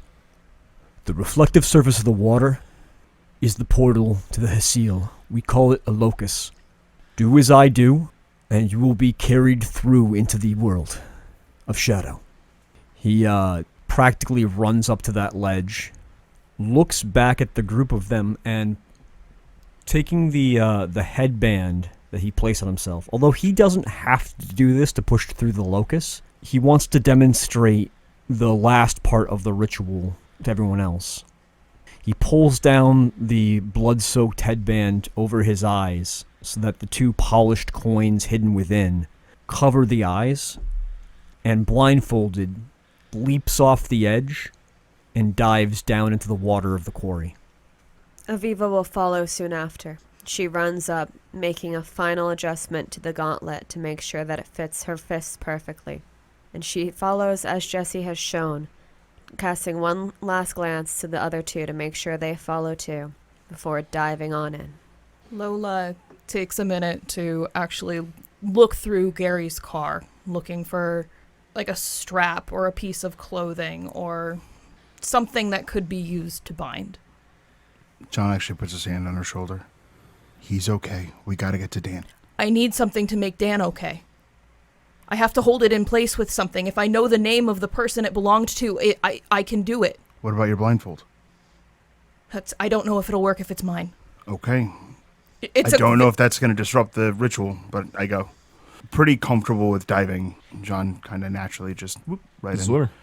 Lola. Yeah. Are you waiting around to find the things you need, or are you running after everyone else? If after a cursory glance it's not there, she's going to go out. I mean, there's like seatbelts and stuff, but Gary keeps a pretty clean car. Okay, that's unfortunate, but she'll just go. She's not going to hunt her down for it. She's just doing a cursory glance. Okay. Jesse, you enter the Hayseal. The three of you who have never done this before, who are not meant to do this, strangely, all of you have the experience of stepping from one realm into another. Aviva through the Avernian gates from the underworld. Aviva in particular, the idea of transport by water. It's not quite familiar per se. This is an entirely different thing, and the vividness, the strangeness of this world, that primordial sense is incomparable. However, this has strange parallels to following the rivers of the underworld. Lola, you have stepped from Arcadia in and out of the hedge. You are quite familiar with stepping in and out of realms. John, once upon a time, you have also done this. However, stepping into the shadow is different. There is a sense of primal awareness of ancient existences. It doesn't feel old like the underworld feels old, or like Arcadia feels old. It feels old as in what things were like when the world was new. A realm of thoughts and ideas that at first is nearly overwhelming. For John in particular, there is just a moment. He's a very good swimmer, but as everybody else swims down, and he doesn't break the surface of the water exactly when he maybe thinks he should. There are some parallel reflections to the last time he made a journey. But as all of you break the surface, Jesse, you first, the scent of sickly sweet rot is almost overpowering to the senses. And the aura of unnatural fear in the air. This sense that something from somewhere, from beneath you in the water, from out from a shadow, from behind a tree, is just going to reach out and touch you, and your body will fail and your skin will rot.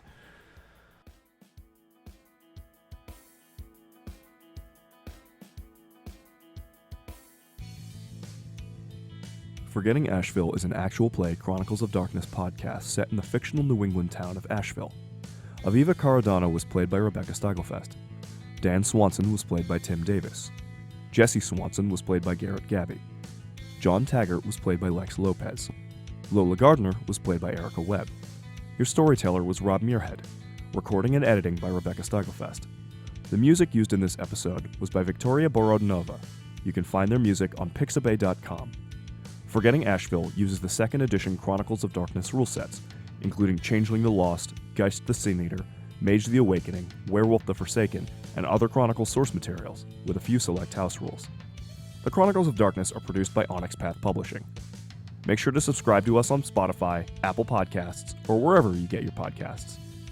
Follow us on Twitter at @PathOfNightPod, on Facebook at facebook.com/PathOfNightPodcast, or email us at pathofnightpodcast@gmail.com. You can help support the show at coffee.com/pathofnight. See you next time, Outsiders.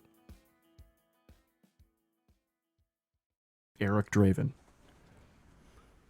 Wait, no, that's a fucking guy. Eric. That's The fucking. That's The guy fucking crow is after crow. us. It's the crow. No, fuck. I knew. God damn it! I knew That's that one of the sounded. best reveals ever. That's. I knew it. I knew Aviva, that- there's another Geist. I knew that fucking name sounded familiar. God damn it! Hold on. Let me. I was read. like, I thought it was like Craven the Hunter for a minute there. No, I was like, Craven the Hunter? no, hold on. It's not a fuck. I can't use that guy. I knew You're I knew your that own fucking name. goddamn NPCs. It is. Jesus. And he's driving a Young's mobile. Okay. Yeah, we've not been Doesn't good with matter. it. I'm kidding. Yeah, I'm kidding. cars are pretty much one of the ones we like. Fuck it. Eric Haven. Derek Haven.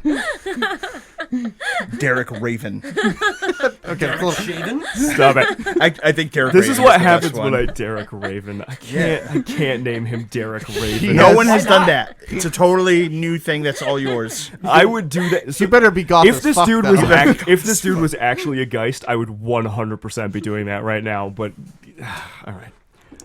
Revenge brought me back. God damn it.